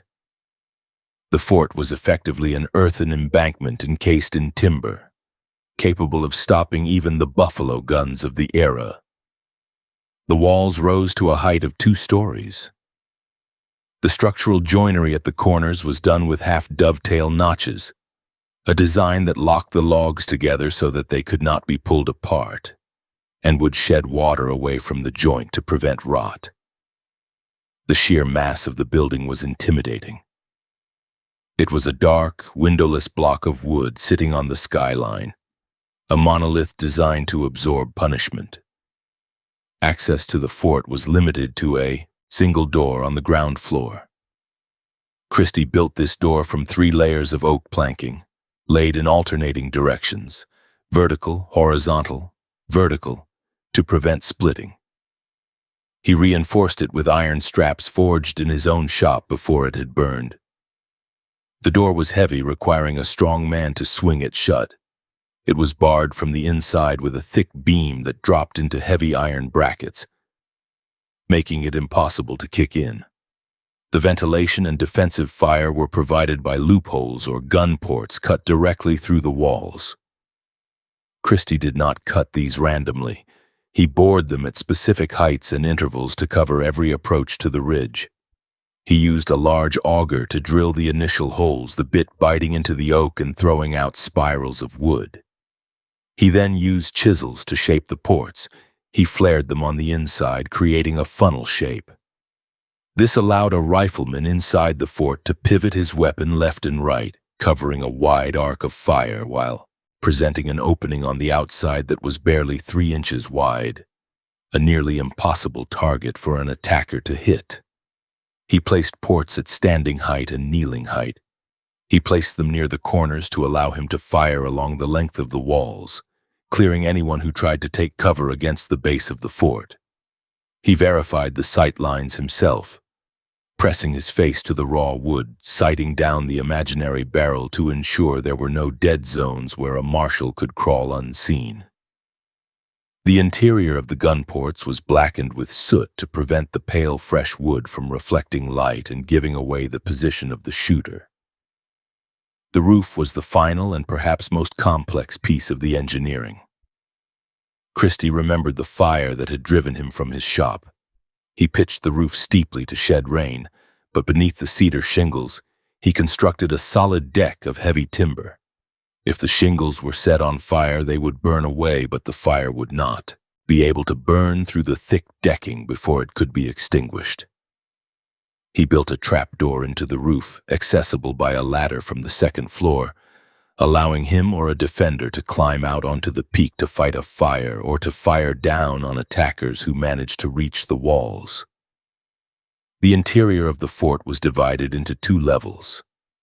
The ground floor was dug down into the earth, creating a semi-subterranean room that stayed cool in the summer and resisted freezing in the winter. This level served as the magazine and the larder. Christie knew that a siege could last for weeks. He brought in barrels of flour, sacks of cornmeal, and cured sides of pork hanging from the beams. He installed a large water barrel which was kept filled at all times, critical not just for drinking but for fighting fires. In the center of the ground floor, he built a stone fireplace. He used limestone rocks gathered from the ridge, mortared with clay. The chimney rose through the center of the structure, providing heat to both floors. However, Christie was wary of the chimney as a vulnerability. He built a heavy iron grate into the flue high up to prevent anyone from dropping dynamite or a firebomb down the chimney into the room. The hearth was the only source of light on the ground floor when the door was barred, casting a flickering orange glow on the rough-hewn walls. The second floor was the fighting deck. The floorboards here were 2 inches thick, laid tight. This room was dominated by the gun ports. Around the perimeter of the room, Christie built benches that could be used for sleeping or for standing on to reach the higher loopholes. He cached ammunition at each station. He had boxes of 44-40 cartridges for his Winchester and his revolvers. He kept loading blocks ready, wooden strips with holes drilled in them to hold cartridges for rapid reloading. The smell in this room was of gun oil, sawdust, and the dry, dusty scent of the sand that filled the walls. By the summer of 1890, the structure was habitable. Christie moved his operations inside. The transition from a home to a fortress changed the daily rhythm of his life. He no longer walked out into the yard to greet the morning sun. He checked the perimeter through a loophole first. The door was barred at sundown and not opened until full daylight. His family, including his wife and daughter, often stayed with him in the fort. The domestic space was cramped and dark. The women cooked over the open fire, the smoke drifting up the chimney while Christie cleaned his rifles by the light of the flames. The fort also became a magnet for other men who found themselves on the wrong side of Judge Parker's law. The rabbit trap community had always been insular, but now it became a sanctuary. Men like Arch Wolf, a young Cherokee with a reputation for wildness, came to the ridge. They saw the fort as a symbol of resistance. Christie welcomed them. He needed a garrison. A single man, no matter how skilled, could not watch all 4 walls at once 24 hours a day. With 3 or 4 men inside, the fort became impregnable. They established a watch rotation. One man was always awake, listening to the night sounds, watching for the silhouette of a marshal against the stars. The psychological impact of the building on Christie was profound. He felt the security of the heavy oak and the sand. He knew that he was no longer naked to his enemies. But he also felt the confinement. The walls that kept the bullets out also kept him in. He was a man of the outdoors, a hunter and a farmer, now living like a badger in a burrow. The lack of light, the constant dampness of the cellar, and the smell of unwashed bodies in the confined space became his new reality. He paced the floorboards of the second level, his boots thudding on the wood, like a caged animal. As the autumn of 1890 approached, the leaves turned color and fell, opening up the view from the ridge. The fort stood stark and gray against the skyline. It was an anomaly in the wilderness, a structure that projected menace. The federal marshals heard reports of the castle in the hills. They sent scouts to observe it from a distance. These men reported back that the building was no ordinary cabin. They saw the thickness of the walls at the doorframe. They saw the glint of rifle barrels in the dark slots of the loopholes. They realized that their tactics of kicking in doors and overwhelming suspects with numbers would not work here. Christie continued to improve the defenses throughout the late months of 1890. He cleared more brush, extending the kill zone to over 200 yards. He built a small fortified corral for his horses near the back of the fort, ensuring that his mobility was protected. He dug a privy trench inside the perimeter so that they would not have to leave the safety of the walls during a siege. Every aspect of life was analyzed through the lens of survival. The construction of the fort also hardened the community's resolve. The people of Rabbit Trap saw the labor they had poured into the ridge. They felt a sense of ownership over the resistance. They brought food to the fort, leaving sacks of beans and coffee at the edge of the clearing. They acted as a counterintelligence network, warning Christie of any strangers moving through the district. The fort was the hub of a wheel of defiance that spanned miles of rugged country. As the winter of 1890 settled in again, closing the cycle of the year, the fort stood complete. It was a masterpiece of frontier engineering. It was a synthesis of European fortification principles and Cherokee resourcefulness. The sand-filled walls were ready to absorb the violence of the state. The gun ports were watching like unblinking eyes. Ned Christie sat by his fire, listening to the wind howl around the corners of his stronghold. He ran a cloth over the barrel of his rifle, the metal, warm from the heat of the hearth. He was ready. He had built his line in the sand, and he had encased it in oak. The engineering phase was over. The testing phase was about to begin. The marshals would come and they would bring their hammers, but they would find that the anvil of Going Snake was harder than they could ever have imagined. The winter of 1891 settled over the Indian Territory with a gray, relentless monotony. The physical landscape of the Going Snake district was stark, stripped of foliage, leaving the limestone ridges exposed to the biting wind. However, the most significant change in the environment was not meteorological but psychological.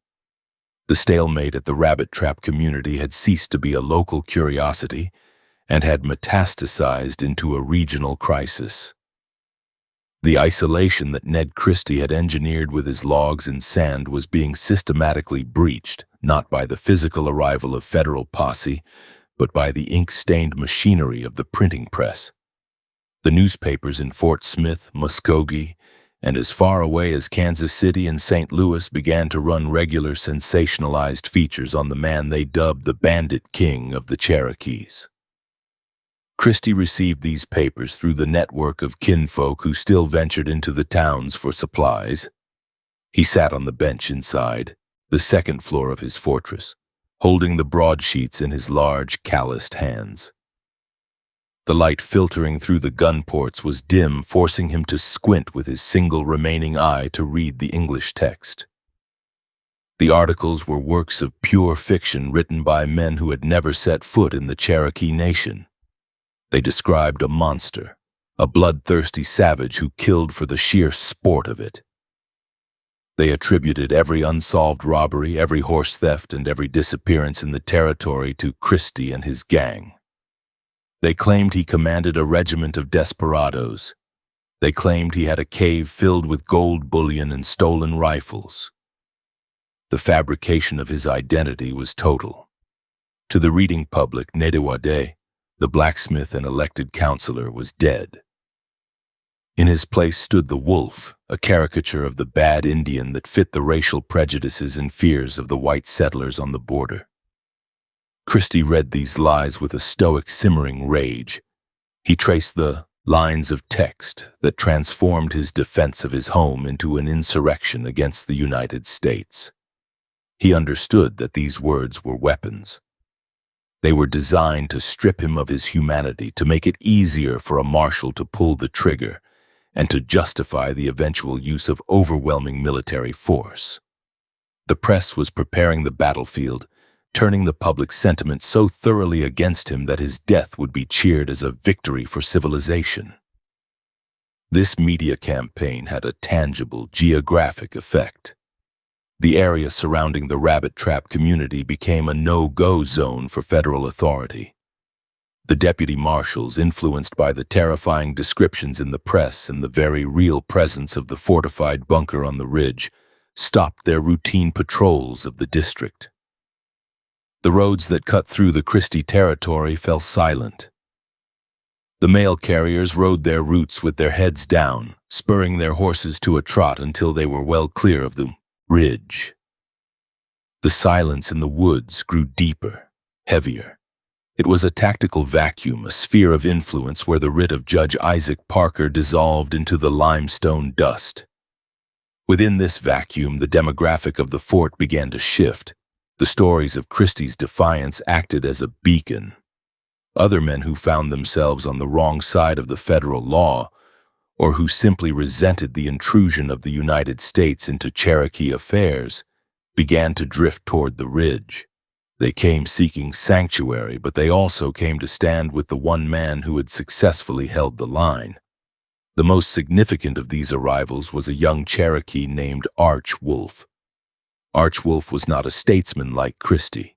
He was a product of the chaotic violence that had engulfed the territory for a generation. He was young, volatile, and possessed a reckless energy that contrasted sharply with Christie's deliberate, heavy demeanor.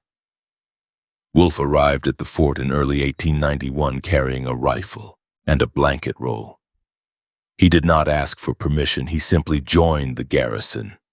His presence changed the tactical dynamic of the defense. Christie was no longer the sole sentry. Now there was a second set of eyes, a second rifle, and a second will to resist. Other men drifted in and out of the stronghold throughout the year. Men like Little Terrapin, a relative of the Christie clan, and others whose names appeared in the margins of the court records took up temporary residence. The fort transformed from a hermit's cell into a barracks. The daily routine inside the structure was defined by a crushing monotony punctuated by moments of extreme vigilance. The space was cramped, roughly 20 feet square on the interior. With 3 or 4 men inside, plus Christie's family at times, the air became perpetually stale. It smelled of unwashed bodies, curing tobacco, wood smoke that backdrafted from the chimney, and the sharp, metallic scent of gun oil. There was no privacy. The men ate together, slept together on the hard wooden benches or the floor, and waited together. The meals were utilitarian fuel. Christie's wife or the women of the clan would cook over the stone hearth on the ground floor. Cornbread fried in heavy grease, beans boiled with chunks of salt pork, and coffee brewed thick and black. The men ate quickly, wiping their plates clean with the bread, their weapons always leaning against the wall within arm's reach. The conversation was low and sporadic, spoken mostly in Cherokee. They talked of the movement of the marshals, the price of ammunition, and the news from the council in Tahlequah, but mostly they listened to the woods. Christie maintained a strict military-grade discipline regarding the weaponry. He knew that their survival depended entirely on the mechanical reliability of their rifles. Every morning, regardless of whether a shot had been fired, the weapons were inspected. Christie, with the eye of a master gunsmith, would not tolerate a speck of rust or a fouling of carbon in the action. He made the men strip their Winchesters down. They removed the side plates, slid out the toggle links, and wiped every surface with oiled rags. They checked the magazine springs for tension. They inspected the primers of their cartridges to ensure they were seated correctly. He spent hours training the younger men, particularly Archwolf, on the science of ballistics. He did not just teach them to shoot, he taught them to hit. He stood at the gun ports, pointing out specific landmarks in the kill zone he had cleared. He taught them to estimate range by the size of a tree trunk or the clarity of a rock. He explained the trajectory of the 44-40 bullet, how it dropped over distance, and how to hold the front sight high to compensate. He taught them to read the wind by watching the movement of the grass and the leaves. This was not sport. It was the transfer of professional tradecraft to a guerrilla force. The calm, psychological toll on Christie during 1891 was immense, manifesting in physical symptoms. The constant state of hypervigilance, the inability to ever fully relax, began to wear him down. He slept in short bursts, waking at the snap of a twig or the hoot of an owl. His digestion suffered from the stress and the heavy diet. The scar tissue on his face, where his eye had been destroyed, ached with a dull, throbbing pressure whenever the barometric pressure dropped before a storm. He was a man cut off from the natural rhythms of his life. He could not work his forge. He could not walk his fields. He was a prisoner in a jail of his own making, pacing the floorboards of the second level like a caged cougar. The presence of his family inside the fort added a layer of excruciating tension. His wife and daughter were often present, living alongside the gunman. Christie wrestled with the decision to keep them close versus sending them away. Sending them away meant they were safe from the bullets, but it left them vulnerable to harassment by the marshals who might use them as leverage. Keeping them in the fort meant the family remained intact, but it placed them in the center of the bullseye. The domestic life of the Christie family was conducted in the shadow of the gun. A child's doll lay on the floor next to a crate of ammunition. The women mended shirts and washed clothes in buckets while men cleaned rifles a few feet away. The juxtaposition of the domestic and the martial was jarring and tragic. Outside the walls, the seasons turned. The spring of 1891 brought heavy rains that turned the approaches to the ridge into a quagmire of mud. The summer followed with a suffocating heat that turned the interior of the fort into an oven. The small ventilation provided by the gun ports was insufficient to clear the heat generated by the cooking fire in the bodies of the men. They stripped to their waists, sweating in the gloom, drinking tepid water from the barrels. The flies were a constant plague, drawn by the food and the latrine trench dug within the perimeter. During these months, the external threat began to evolve. The large organized posses of the previous years had temporarily receded, wary of the fort's strength. In their place came the freelance bounty hunters and the snipers. The reward money for Christie had reached a sum that attracted men who were less interested in law and more interested in a payout. These men would creep into the district, hiding in the deep timber, hoping for a lucky shot. Crack, a rifle shot would ring out from the tree line 300 yards away. The bullet would thud into the thick oak logs of the fort, burying itself in the wood or splinters. Sometimes a slug would whistle through a gun port, snapping into the ceiling or the opposite wall. These were acts of harassment, designed to keep the defenders awake and terrified. Christie forbade his men from returning fire blindly. He knew that muzzle flashes would give away their specific positions within the fort. He waited. He watched. If a sniper revealed himself, a glint of sunlight on a barrel, a movement in the brush, then and only then would Christie or Wolf fire. Their response was always precise and overwhelming. They did not fire single shots, they fired volleys to suppress the threat and force the attacker to retreat. The strain on the rabbit trap community reached a breaking point in 1891. The district was polarized. The families living in the hills were forced to choose sides. You were either Christie stock, loyal to the resistance, or you were suspected of being an informer for the marshals. The middle ground evaporated. Neighbors who had known each other for decades stopped speaking. The fear of the marshals was balanced by the fear of being labeled a traitor to the nation. The logistics of supplying the fort became a clandestine operation. Christie could not go to the store. He relied on a network of supporters to bring him the necessities of life. Sacks of flour, coffee, sugar, and ammunition were purchased in Tahlequah or Siloam Springs by women or old men who would not attract attention. These supplies were then moved by wagon or pack mule to drop-off points in the woods at night. Christie and his men would slip out of the fort under the cover of darkness to retrieve them. These sorties were high-risk operations. Every trip outside the walls was a potential ambush. They moved silently, wearing moccasins, communicating with hand signals, carrying the heavy sacks on their shoulders back up the steep ridge. As the autumn of 1891 arrived, the foliage began to thin, reopening the lines of sight. Christie used this time to further harden the defensive perimeter. He realized that the brush had grown back during the summer, providing cover for the snipers. He took the risk of working outside during the daylight hours. He and Arch Wolf took axes and scythes to the slope. They cut back the sumac and the saplings, pushing the kill zone back another 50 yards.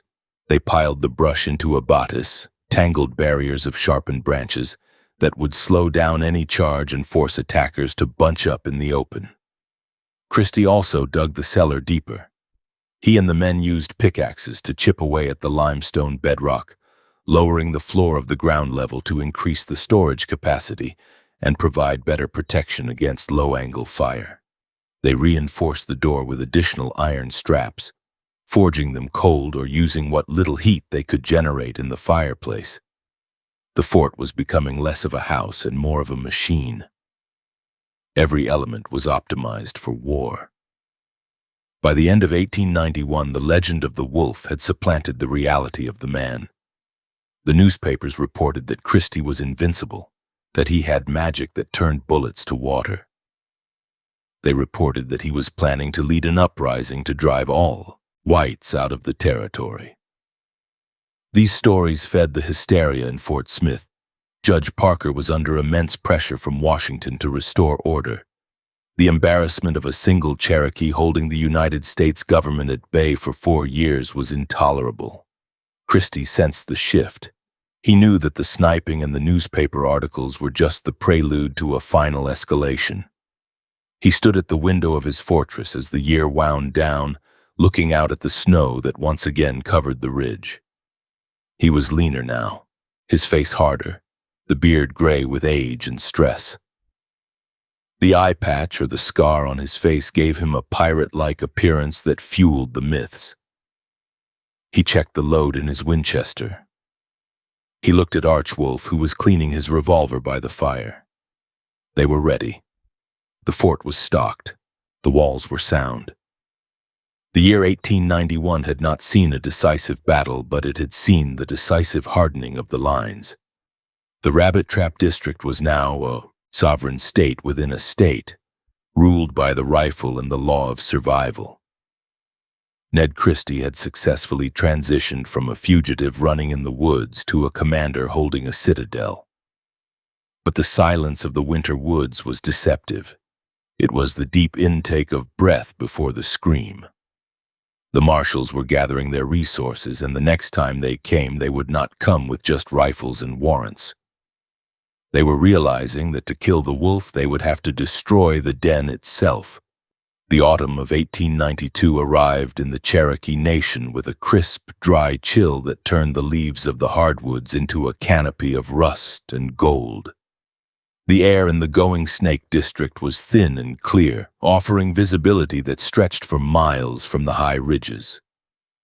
This clarity was a tactical disadvantage for Ned Christie. The dense summer foliage that had screened the approaches to his fortress was stripping away day by day, leaving the gray, monolithic block of the fort exposed against the skyline. The federal authorities in Fort Smith had not been idle during the months of stalemate. The humiliation of the previous years, fueled by the sensationalist press, had hardened their resolve into a cold, bureaucratic determination. They were no longer interested in a standard arrest. They were planning a military operation to neutralize a fortified enemy position.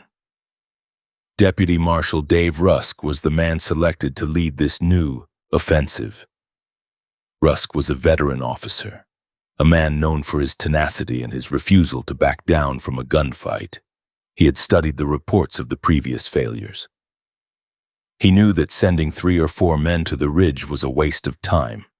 He assembled a posse that was effectively a light infantry squad.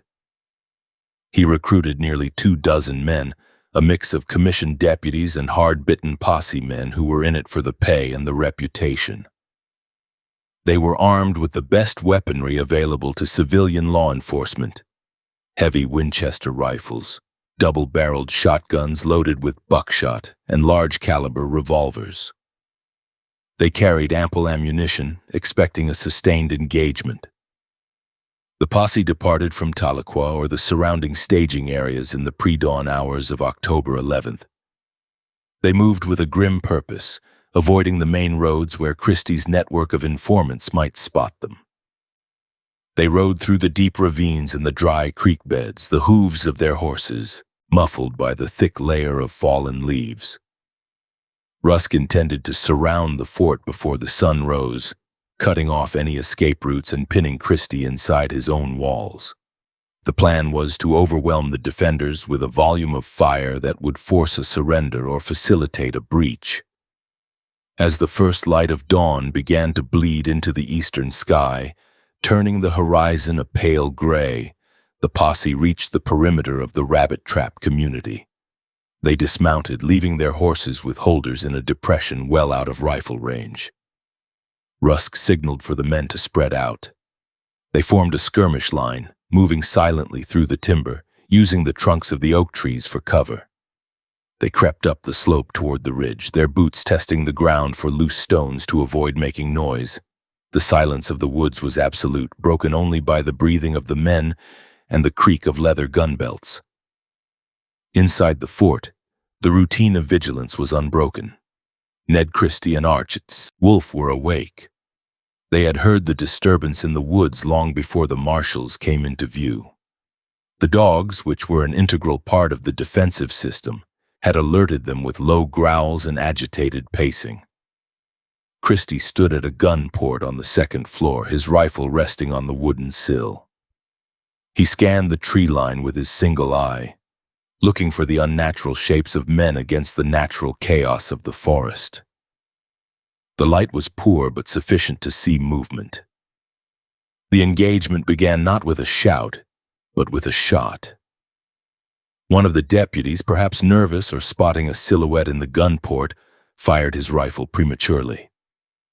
The crack of the weapon shattered the morning stillness. The bullet slammed into the outer logs of the fort with a dull thud. The element of surprise was lost. Rusk, realizing the stealth approach had failed, shouted the order to open fire. The entire tree line erupted. 20 rifles unleashed a volley at the fort. The sound was a deafening, continuous roar that rolled through the hills like thunder. Hundreds of bullets struck the fortress in the first minute of the engagement. The impact of the lead on the dry oak logs sounded like a heavy hailstorm.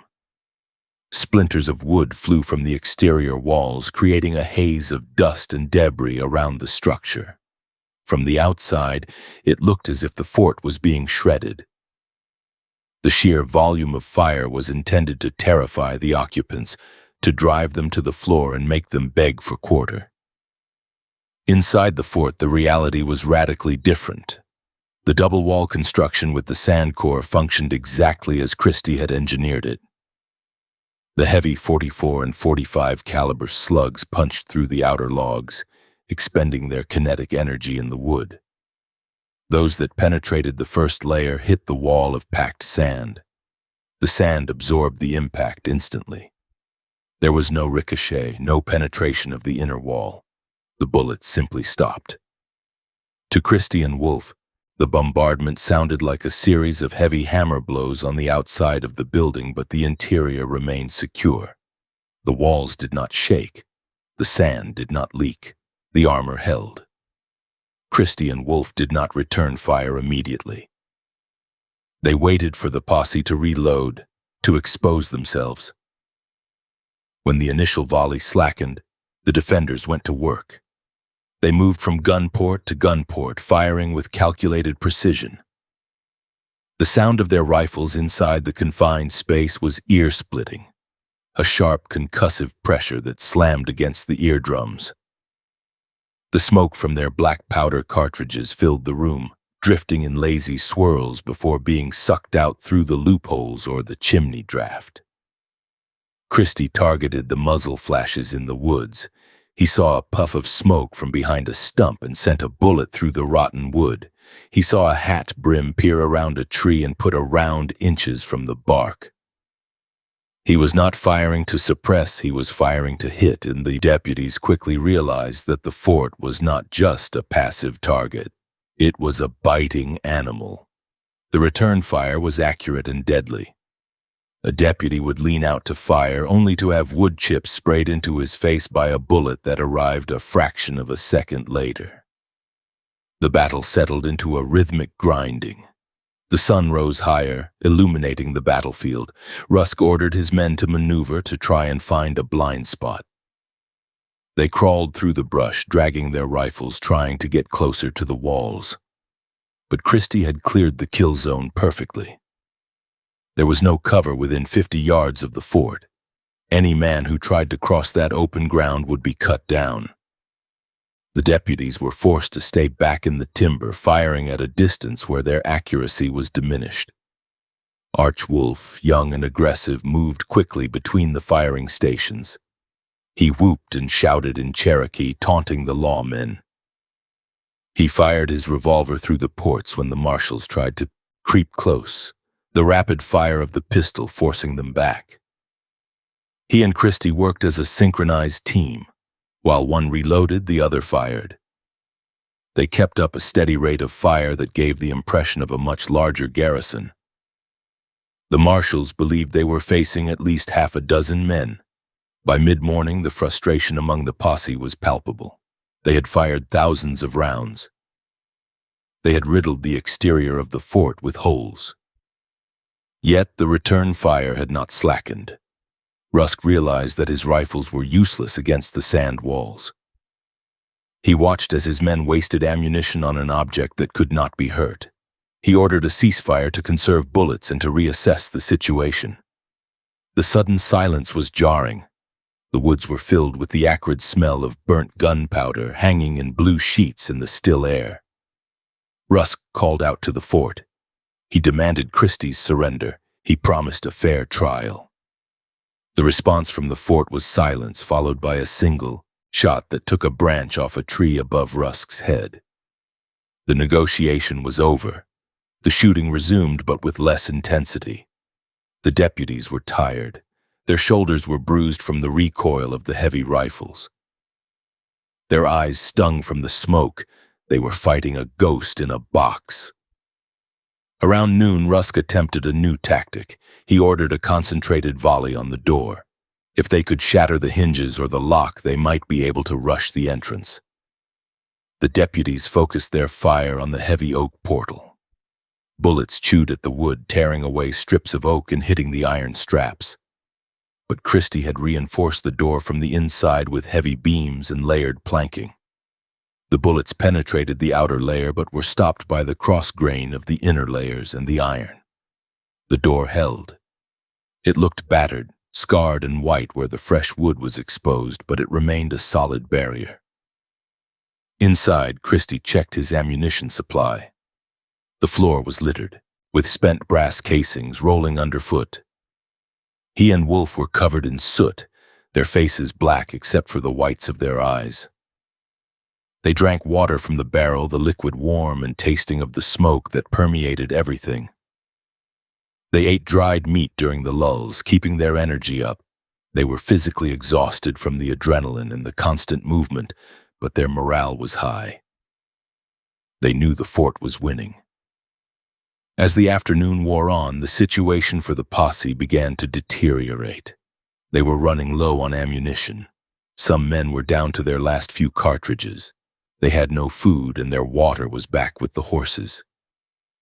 The psychological impact of firing at an enemy who did not fall, who did not scream, and who seemed invulnerable, began to erode their discipline. They felt exposed and vulnerable in the woods. Every time they moved, a bullet snapped past them. They had taken minor casualties, grazes, splinters, perhaps a flesh wound from a ricochet, but they had inflicted zero damage on the enemy. Dave Rusk looked at the sun dipping toward the western horizon. He knew that he could not maintain the siege into the night. If they stayed in the woods after dark, Christie and Wolf would slip out and hunt them down. The roles would reverse. The hunter would become the prey. Rusk had to make the hard decision. He had to withdraw. It was a bitter pill to swallow. He had brought a small army. He had expended enough lead to kill a regiment. And he had failed. He gave the order to pull back. The retreat was organized but hasty. The deputies fired a final defiant volley to keep the defenders' heads down, then broke contact. They retreated down the slope, moving backward through the trees, their weapons trained on the silent fort. They reached their horses, mounted up, and rode away from the rabbit trap community. The mood in the saddle was foul. They were leaving behind a legend that had just grown 10 feet taller. They had proven to the entire territory that the United States government could not break Ned Christie with rifles. Inside the fort, Christie watched them go. He did not celebrate. He did not cheer. He watched until the last horse disappeared into the shadows of the valley.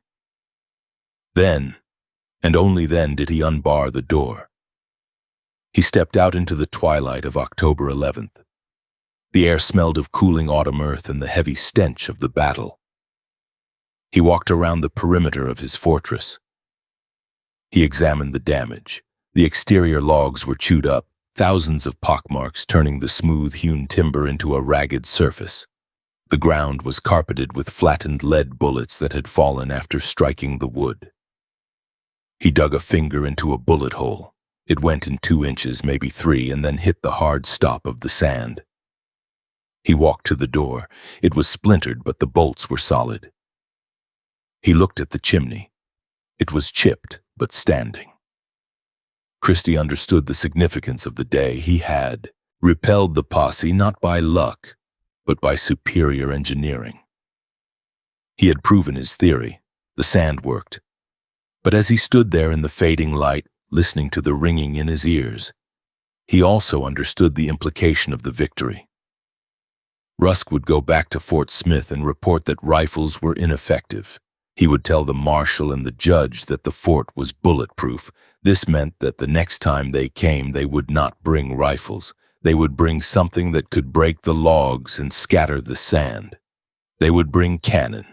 They would bring dynamite. The victory of October 11th was a reprieve, not a conclusion. Christie looked at the scarred walls of his home and knew that he had forced his enemy to escalate the war to a level that the Indian Territory had never seen. He went back inside and barred the door.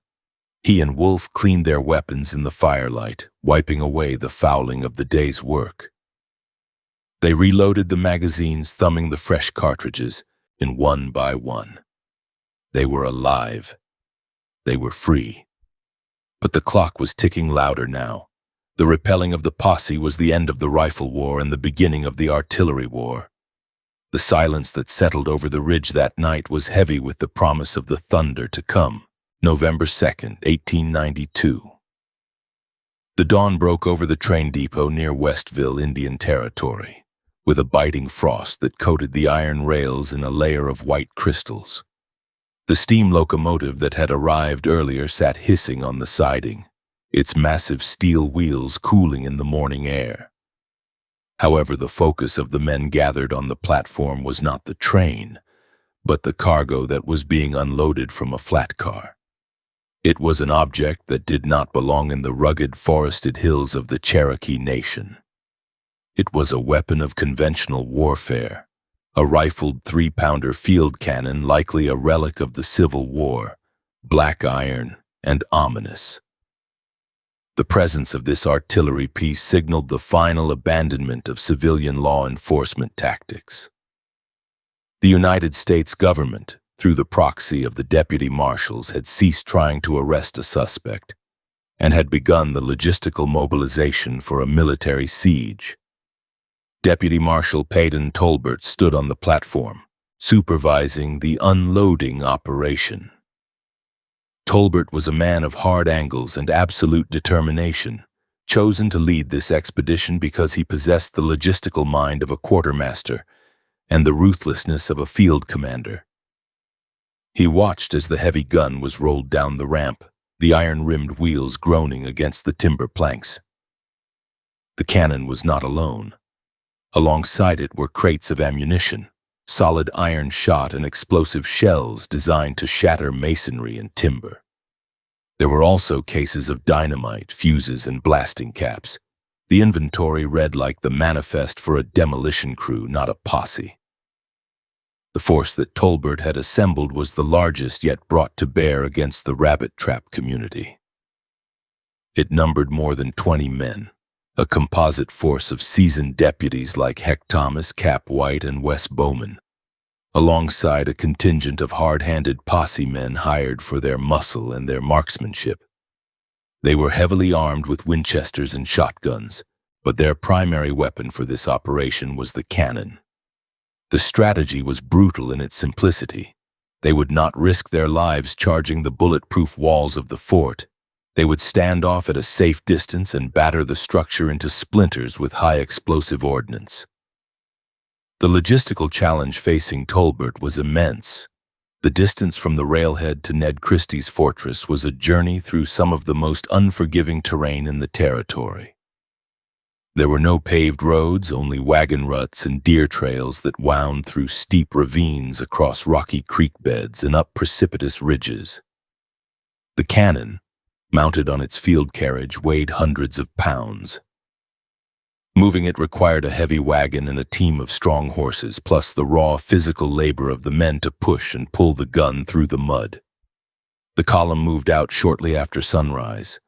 The ground had thawed slightly, turning the frost into a slick, greasy layer of mud over the hard clay.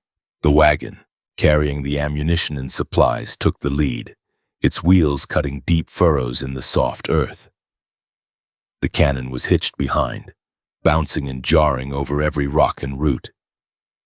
The noise of the procession was deafening in the quiet woods. The creak of leather harness, the clanking of chains, the shouts of the drivers, and the heavy metallic rumble of the gun carriage. This was not a stealth insertion. It was an invasion. The journey quickly devolved into a grueling test of endurance. The road to Rabbit Trap was never designed for artillery. In the low bottoms, the wheels of the cannon sank to the hubs in the black gumbo mud. The horses strained in their collars, their hooves slipping and scrambling for purchase. The deputies had to dismount, wading into the muck to put their shoulders against the muddy wheels. They cursed and sweated in the cold air, their boots encased in heavy clay, heaving the iron gun forward inch by inch. The physical reality of the operation was one of exhausting labor. The romance of the manhunt was replaced by the friction of iron against mud. At the creek crossings, the situation was even more precarious. The banks were steep and slick. The men had to unhitch the horses and use ropes to lower the cannon down the slope, fighting gravity to keep it from tumbling out of control. Once in the creek bed, the water rushed over the axles, cold and swift. They had to double-team the horses to drag the gun up the opposite bank, the animals snorting and lunging, the men slipping on the wet stones. Every mile gained was a victory of will over physics. Podden Tolbert rode up and down the line, keeping the pace. He knew that speed was essential, He wanted to reach the ridge before nightfall to establish positions. He pushed the men hard. They stopped only briefly to rest the horses, eating cold biscuits and drinking water from their canteens while standing in the mud. The mood was grim. The novelty of the cannon had worn off, replaced by the hatred of the weight it represented. They viewed the gun as a burden, a dead weight that they had to drag to the execution site. As the afternoon wore on, the terrain grew steeper. They were entering the heart of the Cookson Hills, the domain of the wolf. The trees closed in, the branches snagging on the wagon canvas and the wheels of the gun. The deputies rode with their rifles across their saddles, eyes scanning the ridges. They knew they were entering hostile territory. They expected an ambush at every turn. But the woods remained silent. Christie did not attack the column. He remained in his fortress, waiting. The sound of the approaching column reached the fort long before the visual contact. The rumble of the heavy wagons and the noise of 20 men moving through the timber carried on the wind. Inside the fortress, Ned Christie and Archwolf listened. They knew the sound of a wagon, but this was different. It was heavier, metallic. It was the sound of industry moving into the wild. Christie stood at the gun port, his face pressed against the cold wood. He did not need two eyes to understand what was coming. The rumors had been true. The government was bringing a gun that could match his walls. Christie ordered the final preparations. The water barrels were topped off. The ammunition was laid out in ready rows. The door was barred and reinforced with every available piece of timber. He looked at his family, at the women who had stayed to support him. He knew that this time, the walls might not be enough. He made them take shelter in the deepest part of the cellar, behind the stone foundation of the chimney. He and Wolf took their positions on the second floor, checking the sights of their rifles.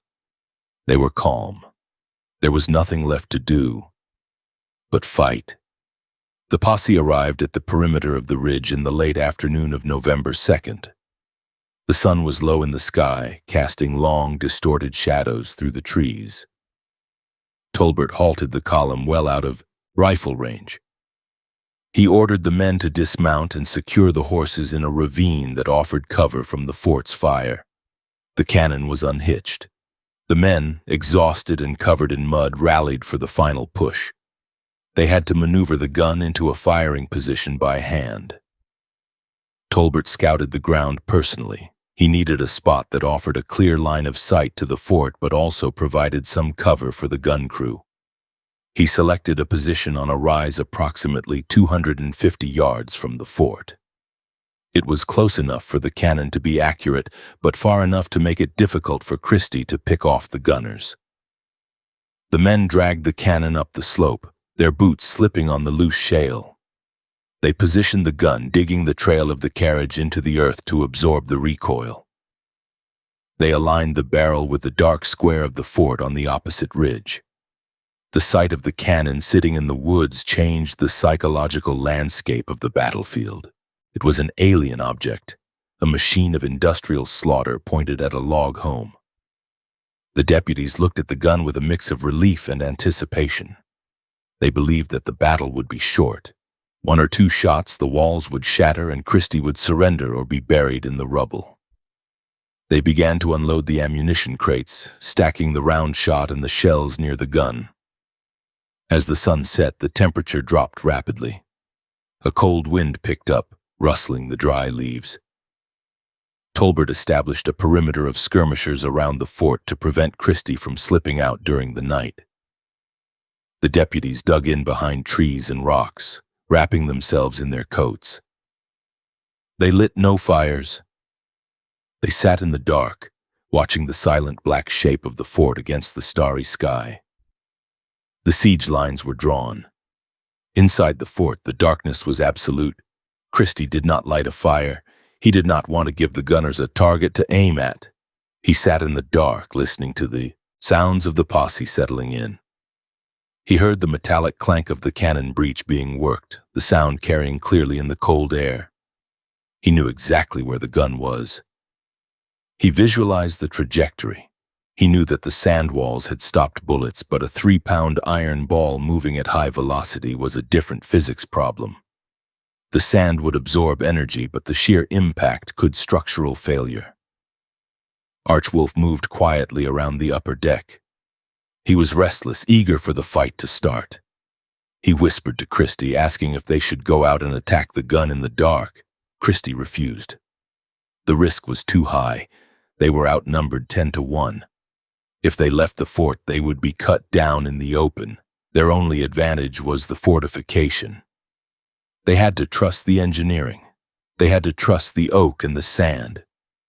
The night of November 2nd was a long, sleepless vigil for everyone involved.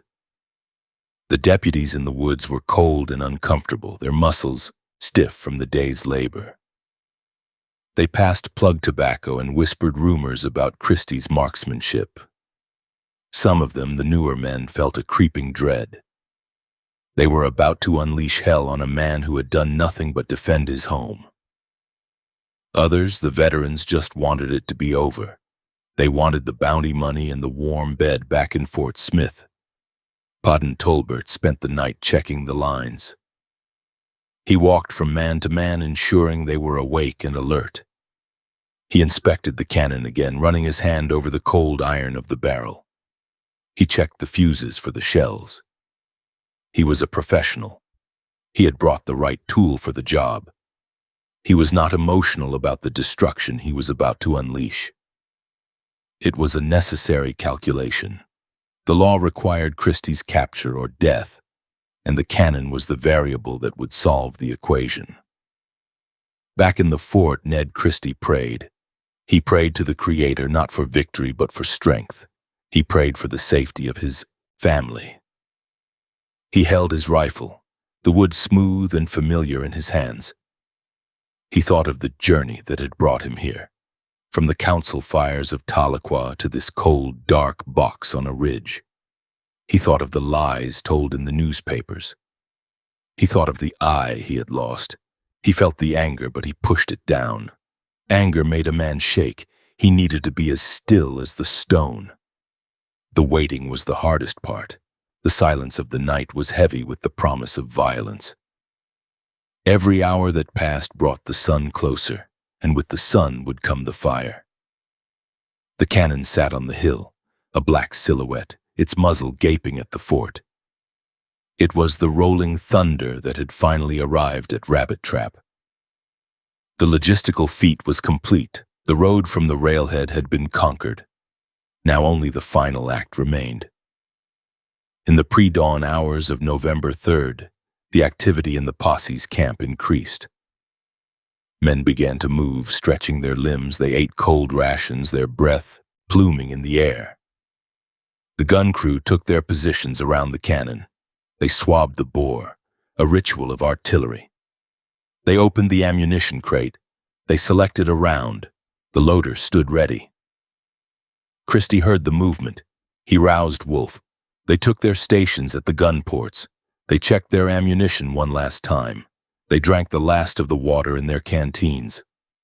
They stood in the dark, 2 men against the United States. The horizon began to lighten, turning from black to a deep, bruised purple.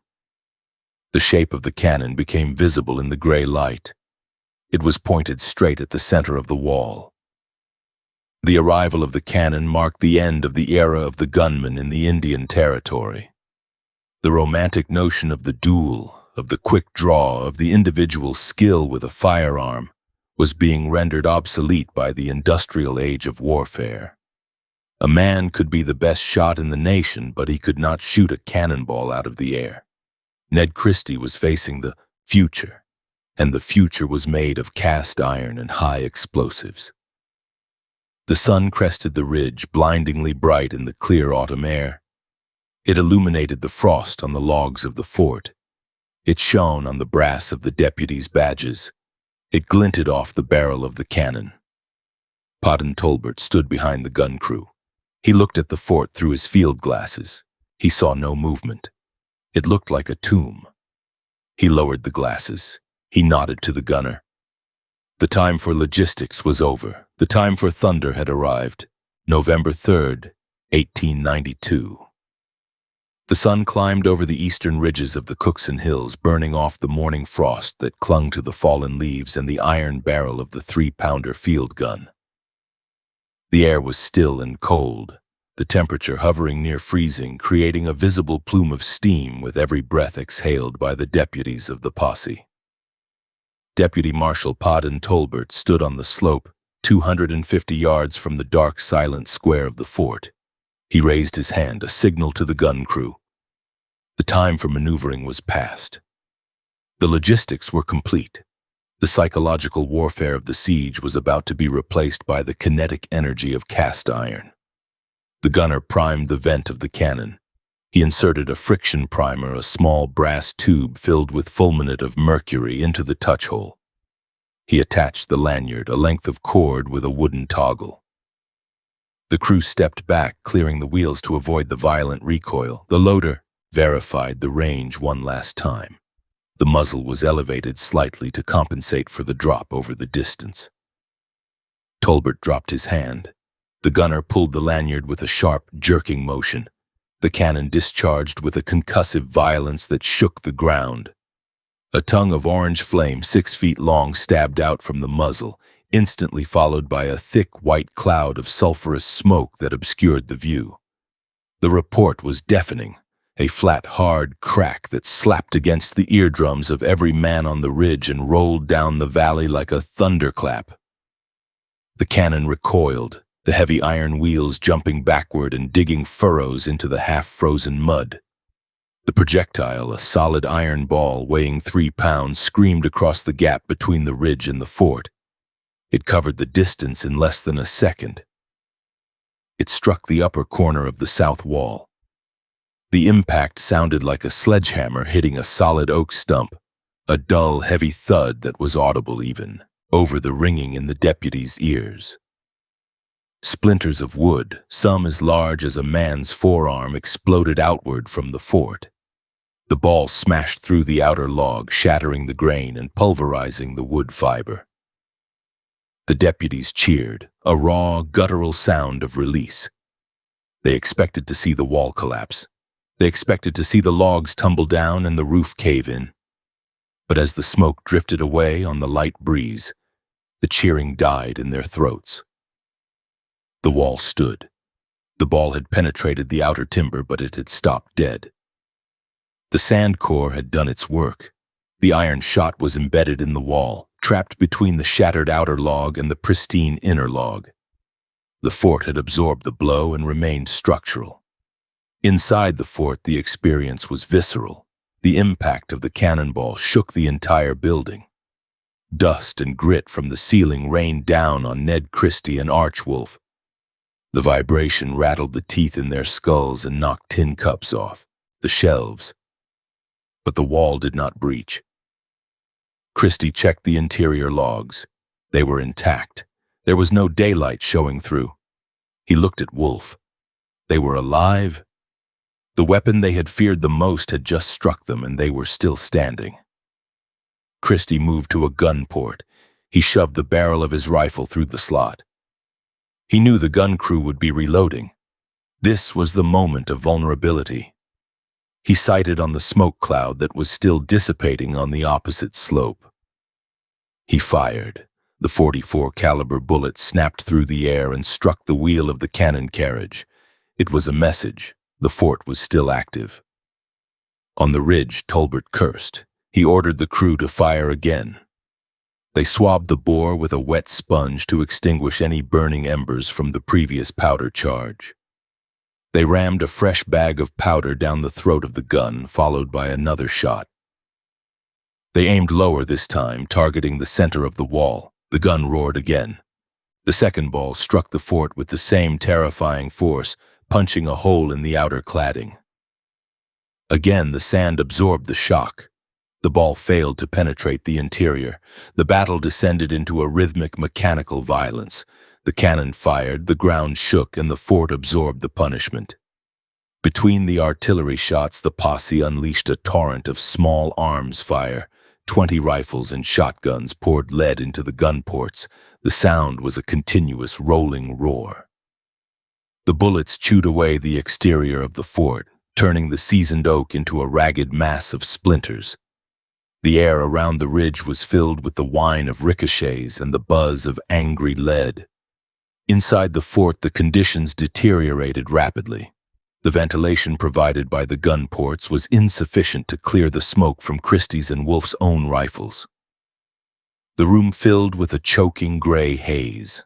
Their eyes watered and burned. Their throats were raw from the acrid fumes of the black powder. The noise was physically painful. Every bullet that struck the outside of the logs transmitted a shockwave through the wood, creating a constant drumming vibration that rattled the bones.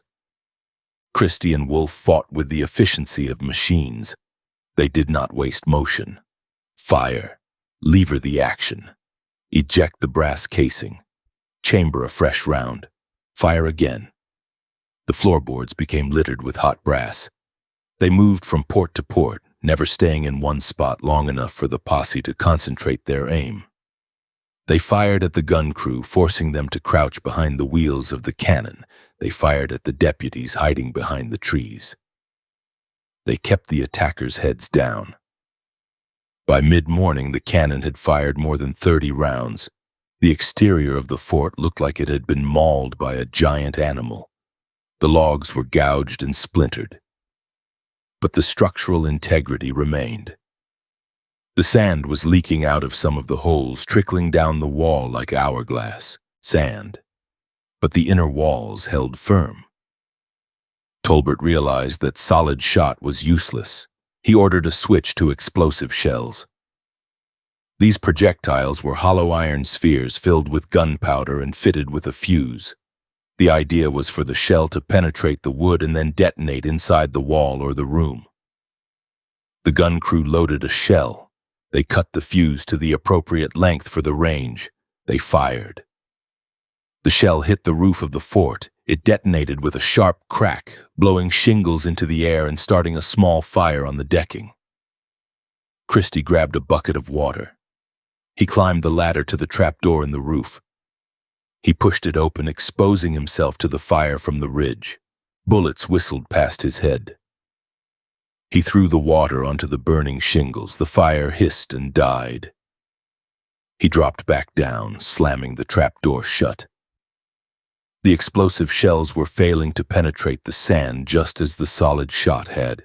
They were detonating on the outside, scarring the wood, but failing to breach the bunker. The posse's frustration mounted. They had hauled a cannon through miles of mud. They had fired enough ordnance to level a brick building. And yet the wolf was still biting. The deputies began to take risks. Some of them crawled closer, trying to get a better angle on the gun ports. Christie saw a movement in the brush. He tracked it. A deputy raised his head. Christie fired. The bullet struck the dirt inches from the man's face, filling his eyes with grit and sending him scrambling back to the safety of a tree. Around 10 o'clock in the morning, the firing slackened.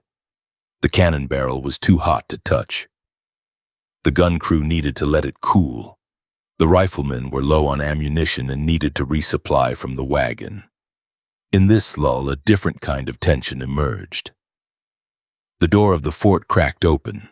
The posse raised their rifles, expecting a sortie. Instead, a woman stepped out. It was Christie's wife, followed by his daughter and another woman who had been in the fort. Christie had made the decision. The bombardment was intensifying. He could survive the concussion, but he would not force his family to endure the final destruction he knew was coming. He sent them out during the lull. The women walked out into the open ground, their hands empty. They did not run. They walked with dignity, their eyes fixed on the tree line where the marshals waited. Padden Tolbert ordered his men to hold their fire. There was a code of conduct, even in this brutal war, that prohibited shooting unarmed women. The deputies watched them pass. Some of the men lowered their rifles. The women crossed the kill zone and disappeared into the woods, moving away from the conflict. Their departure signaled the end of any restraint. Now the fort contained only combatants. Once the women were clear, the firing resumed with renewed ferocity. The cannon began to pound the fort again. This time they targeted the door. A solid shot struck the heavy iron-reinforced oak. The impact shattered the outer planks and bent the iron straps. The door groaned and buckled, but the heavy beam on the inside held it in place. It was jammed shut, sealed by the violence of the impact. Inside, the heat was rising. The friction of the bullets striking the wood, the burning of the gunpowder, and the lack of ventilation turned the fort into an oven.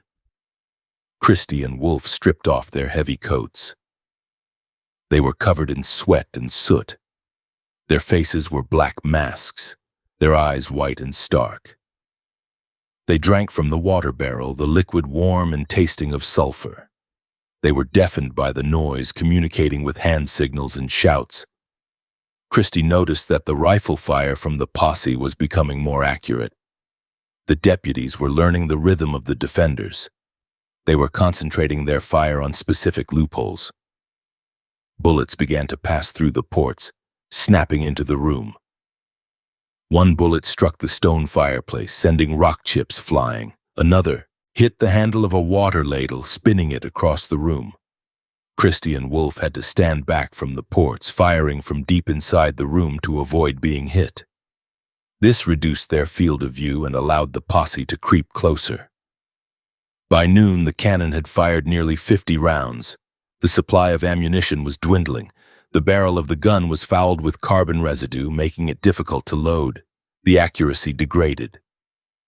Shots began to go wide, missing the fort entirely and crashing into the trees behind it. One shot struck the ground in front of the fort, skipping up and hitting the wall at an angle, tearing out a chunk of the foundation but failing to compromise the floor. Tolbert watched the bombardment with a cold, analytical eye. He saw the piles of splinters. He saw the cratered logs. But he also saw the muzzle flashes from the gun ports. The enemy was still combat effective. The cannon had failed. The engineering of the fort had defeated the artillery. The sand-filled walls were superior to the cast-iron projectiles. It was a failure of physics. The mass of the ball was insufficient to overcome the energy absorption of the granular fill. The realization settled over the ridge. The men were exhausted. Their shoulders were bruised purple from the recoil of their Winchesters. Their hands were blistered. They had been fighting for 6 hours without a break. They had expected a quick victory, and they had been drawn into a grinder. The morale began to waver. Some of the hired men grumbled that the job was impossible, that Christie was protected by spirits, that the fort was magic. Tolbert would have none of it. He was a pragmatist. If the cannon didn't work, he needed a different tool. He needed to get close. He needed to place explosives directly against the wall. But the kill zone was still lethal. Anyone walking across that open ground would be cut down by Christie's Winchester. He needed a shield. He needed a way to move men and dynamite to the wall without exposing them to fire. He looked at the heavy farm wagon that had hauled the supplies. It was a sturdy vehicle with high wooden sides. An idea began to form. If they could reinforce the wagon, fill it with logs and scrap metal, they could use it as a mobile barricade. They could push it backward toward the fort, sheltering a team of men behind it. It would be a Trojan horse, a rolling wall that would allow them to deliver the final blow. The firing continued into the early afternoon, but it became desultory. The posse was conserving ammunition. They fired just enough to keep Christie's head down. The cannon fired its last few effective rounds, then fell silent. The gun crew slumped against the carriage, utterly spent.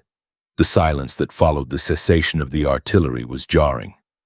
The ringing in the ears remained, a high-pitched whine that masked the sounds of the wind and the birds.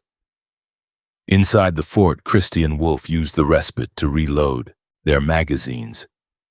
Their fingers were clumsy with fatigue. They wiped the sweat from their eyes. They checked the walls again. The damage was severe. The outer shell was practically gone in places, exposing the sand core held in by the remaining framing. But the inner wall was untouched. They had survived the barrage. Christie looked out the gun port. He saw the cannon sitting silent on the ridge. He saw the deputies gathering around the wagon. He didn't know exactly what they were planning, but he knew the tactics were shifting. The direct assault had failed. The next phase would be close quarters. He checked his revolvers. He placed his knife on the bench. The siege had shifted from a long-range artillery duel to a preparation for hand-to-hand combat. The distance between the combatants was about to close. The impregnable nature of the fort had forced the marshals to abandon the safety of distance. They would have to come to the wall. Christie stood ready. He was tired, his body battered by the concussion of the shells. But his will was unbroken. The fort had held, the thunder had rolled, and the wolf was still standing. The sun began its descent toward the western horizon, casting long shadows across the cratered, splinter-filled clearing. The smell of the battlefield was heavy. Burnt powder, raw wood, turned earth. November 3rd was not over. The morning had belonged to the cannon, but the afternoon would belong to the dynamite. The war for Rabbit Trap was entering its final, most desperate hour. The sun sat low on the horizon, casting the ridges of the Going Snake district in long, distorted shadows of gray and violet. The artillery bombardment had ceased, leaving a ringing silence that hung heavy over the battlefield. The 3-pounder cannon, cold and fouled with carbon, sat useless on the opposing slope, a testament to the failure of conventional military ballistics against the engineering of the Cherokee fortress.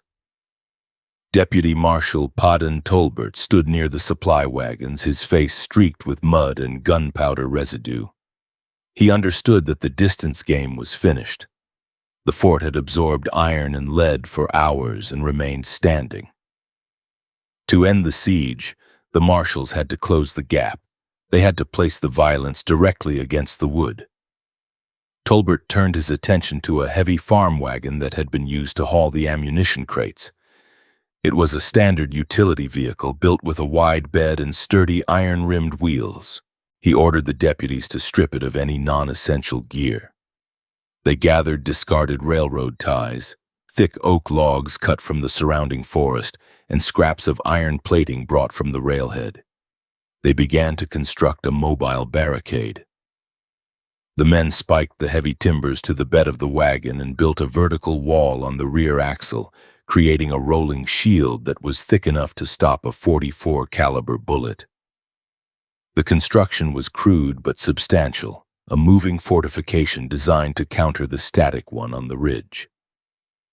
Inside the fort, Ned Christie watched the activity through the splintered gap of a gun port. The light was fading, making the details difficult to discern with his single eye, but the intent was clear. He saw the deputies piling wood onto the wagon. He saw them testing the weight, pushing it forward a few feet and then pulling it back. He understood the tactical implication immediately. They were building a turtle. They intended to walk right up to his wall, shielded by the timber, and he would be unable to stop them with his rifle. He checked his ammunition. He had plenty of cartridges left, but cartridges were useless against 2 feet of oak logs. Archwolf moved restlessly around the second floor. He was young and aggressive, his nerves frayed by the day-long pounding of the cannon. He suggested a sortie, a sudden charge out the door to attack the wagon before it could be deployed. Christie refused. There were 20 men in the woods, all armed with repeating rifles. Leaving the sand-filled walls meant instant death. Their only option was to hold the fort and hope the door held. They reloaded their weapons, topping off the magazines of their Winchesters and checking the cylinders of their revolvers. They drank the last of the tepid water from the barrel, wiping the grit from their lips. As twilight settled over the Rabbit Trap community, the posse began their advance. 6 men chosen for their strength positioned themselves behind the modified wagon. They gripped the spokes of the rear wheels and the frame of the bed. Tolbert gave the signal. The men heaved, and the wagon began to roll. It moved slowly, the ungreased axles groaning under the added weight of the armor. They pushed it backward, presenting the fortified rear wall to the fort. Christie waited until they crossed the edge of the kill zone. He leveled his rifle and fired. The bullet struck the barricade with a solid thud, burying itself in the railroad ties. The wagon did not stop. He fired again, aiming for the exposed legs of the men pushing, but the angle was too shallow. The barricade protected them completely. Archwolf joined in, firing rapidly, but the results were the same. The wagon was impervious to small arms fire. It inched closer, rolling over the cratered ground, crushing the brush and the debris left by the cannon fire. The sound of the approaching wagon was terrifying in its inevitability. The creak of the wood, the crunch of the iron tires on the stones, and the heavy breathing of the deputies pushing it grew louder. It moved 20 yards, then 10. It reached the blind spot near the southwest corner of the fort, an area where the gun ports could not be depressed enough to cover the ground at the base of the wall. The wagon slammed into the logs of the fort with a heavy jar. The deputies had successfully bridged the gap. Padden Tolbert and a deputy named Charlie Copeland moved quickly behind the cover of the wagon. They carried the final solution: bundles of dynamite. These were not single sticks. They were clusters of high explosives, bound together and fitted with blasting caps and varying lengths of fuse. The plan was to shove the explosives into the gaps created by the cannon fire or directly under the corner foundation. Copeland worked with steady hands. He struck a match, shielding the flame from the wind with his coat. The sulfur flared, then settled into a steady burn. He lit the fuse. The sparkling trail of fire began to hiss. He leaned out from behind the wagon protection and jammed the bundle of dynamite into a crevice where the lower logs met the foundation stones. He shouted a warning, and the men behind the wagon sprinted back toward the tree line, diving for cover behind stumps and rocks. Inside the fort, Christie heard the thud of the wagon against the wall, followed by the sound of running feet. He knew exactly what was happening. He grabbed Archwolf and pulled him toward the center of the room, away from the walls. They crouched low, covering their heads. The seconds stretched out, marked only by the hissing sound that might have been audible through the chinking. The explosion was not a sharp crack like a rifle. It was a dull, heaving concussion that lifted the entire structure. The blast wave slammed into the corner of the fort. It shattered the heavy oak logs, turning them into shrapnel. It pulverized the stone foundation. The sand that had protected them for so long was blown outward in a massive cloud of dust. The south wall disintegrated, creating a gaping hole 6 feet wide. The roof collapsed on that side, raining shingles and burning debris into the room. Christie was thrown across the room by the force of the blast. He hit the opposite wall hard, the air knocked from his lungs. The room was instantly filled with thick, choking dust and smoke. He scrambled to his feet, his ears ringing so loudly that he was effectively deaf. He found his rifle by touch.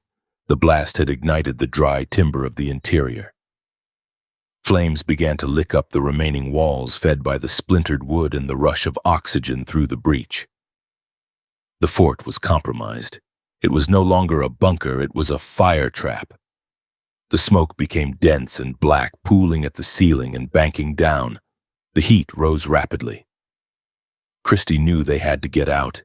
If they stayed, they would burn. He signaled to Wolf. They moved toward the ground floor, climbing over the rubble of the collapsed wall. The fire was spreading fast, the dry logs catching like kindling. Outside, the posse unleashed a withering suppression fire into the breach. They fired blindly into the smoke, hoping to hit anything moving inside. Bullets zipped through the smoke, sparking off the stone of the fireplace. Christie and Wolf were pinned. They returned fire sporadically, shooting at the muzzle flashes in the woods, but the situation was terminal. The fire was behind them and 20 rifles were in front of them. Archwolf, smaller and faster, saw an opening. He scrambled up through the roof or a high gap in the rubble on the north side, away from the main concentration of deputies. He rolled off the remaining section of the roof and dropped into the tall grass and brush that grew close to the rear of the fort. He crawled on his belly, moving like a snake, disappearing into the darkness and the smoke. He made his escape, leaving Christie alone in the burning ruin. Ned Christie stood in the center of what remained of his home. The flames were roaring now, casting a bright, flickering orange light that illuminated the clearing. He knew this was the end. He checked his Winchester one last time. He had a choice. He could stay and burn, or he could charge. He chose the latter. He was not a man to die cowering in a hole. He stepped through the breach in the wall, emerging from the smoke like a demon rising from hell. His clothes were singed, his face black with soot, his hair wild. He did not run away from the posse, he ran toward them. He charged the line where Podden Tolbert, Wes Bowman, and the others were positioned. He raised his rifle and fired. The bullet went high, or perhaps wide, missing the deputies. He worked the lever, ejecting the spent shell, and fired again. The posse responded with a volley that sounded like a single ripping tear of canvas. Wes Bowman, a deputy armed with a shotgun or a heavy rifle, stood his ground. He tracked the massive figure running through the firelight. He squeezed the trigger. The bullet struck Ned Christie. It was followed instantly by others. He was hit in the chest, the stomach, and the legs. The impacts were simultaneous and devastating. The kinetic energy of the heavy lead slug stopped his forward momentum. He staggered, his legs failing him. He dropped to his knees, still gripping his rifle. He tried to raise it one last time, but his strength was gone.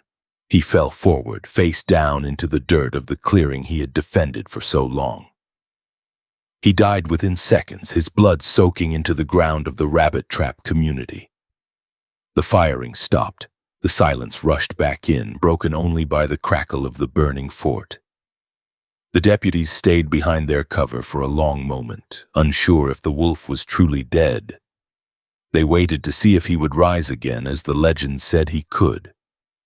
But the figure in the dirt remained still. Podden Tolbert gave the order to advance.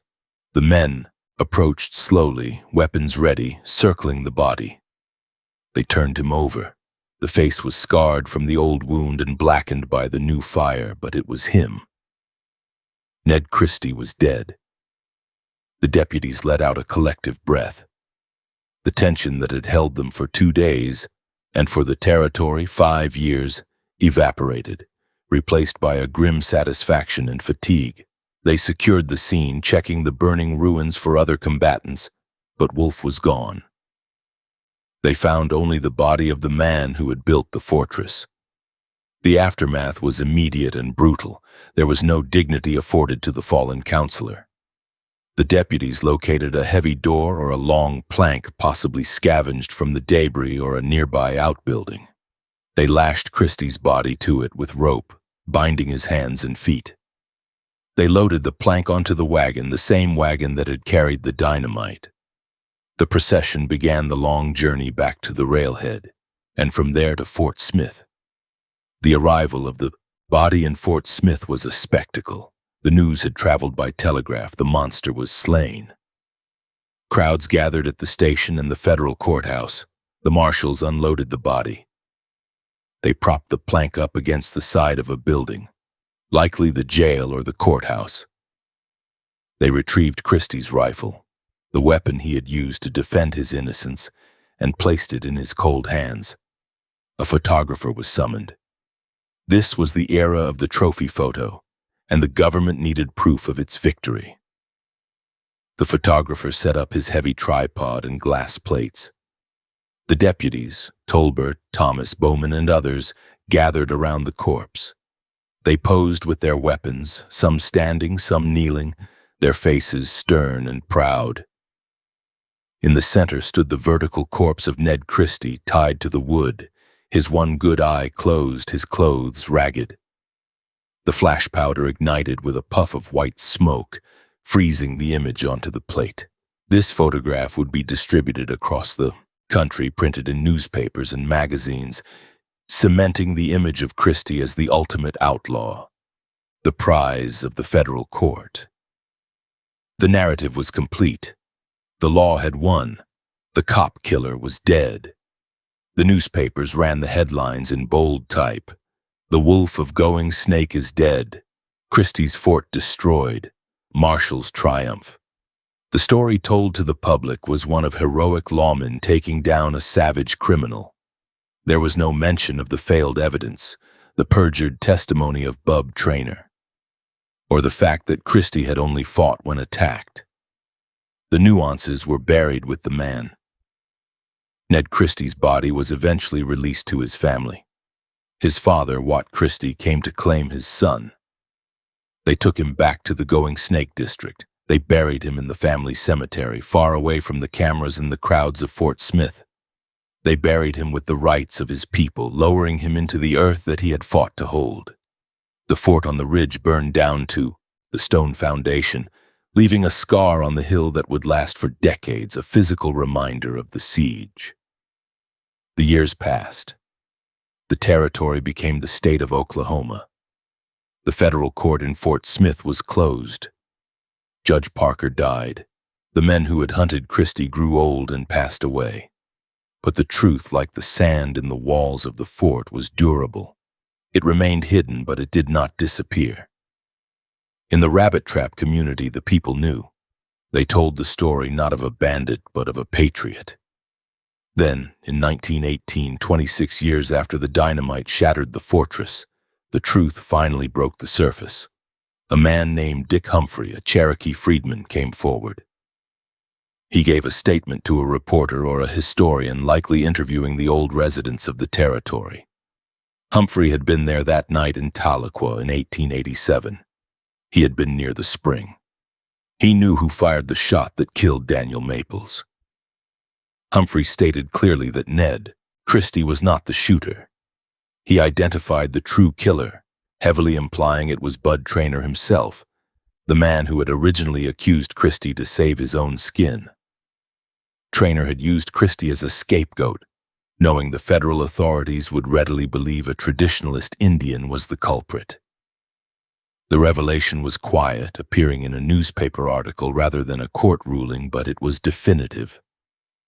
Other witnesses corroborated the account, admitting that they had been too afraid of Traynor and the marshals to speak the truth at the time. The exoneration was unofficial but absolute. Ned Christie had been innocent. The entire war, the 5 years of manhunts, the burning of the shop, the loss of his eye, the construction of the fort, the cannon, the dynamite, and the final death in the dirt. It was all based on a lie. The United States government had spent thousands of dollars and mobilized a small army to kill a man for a crime he did not commit. The tragedy of Ned Christie was not just his death. It was the destruction of a life that had been built on service and integrity. He was a blacksmith who shaped iron, a counselor who shaped laws, and a father who raised children. He was forced by circumstance to become a warrior, a role he played with terrifying efficiency, but a role he never sought. The photograph taken in Fort Smith, intended to show the triumph of the law, eventually came to symbolize something else: the brutality of the frontier justice system and the incredible, tragic resilience of the man who stood against it. In the end, the dynamite destroyed the fort, but it failed to destroy the truth.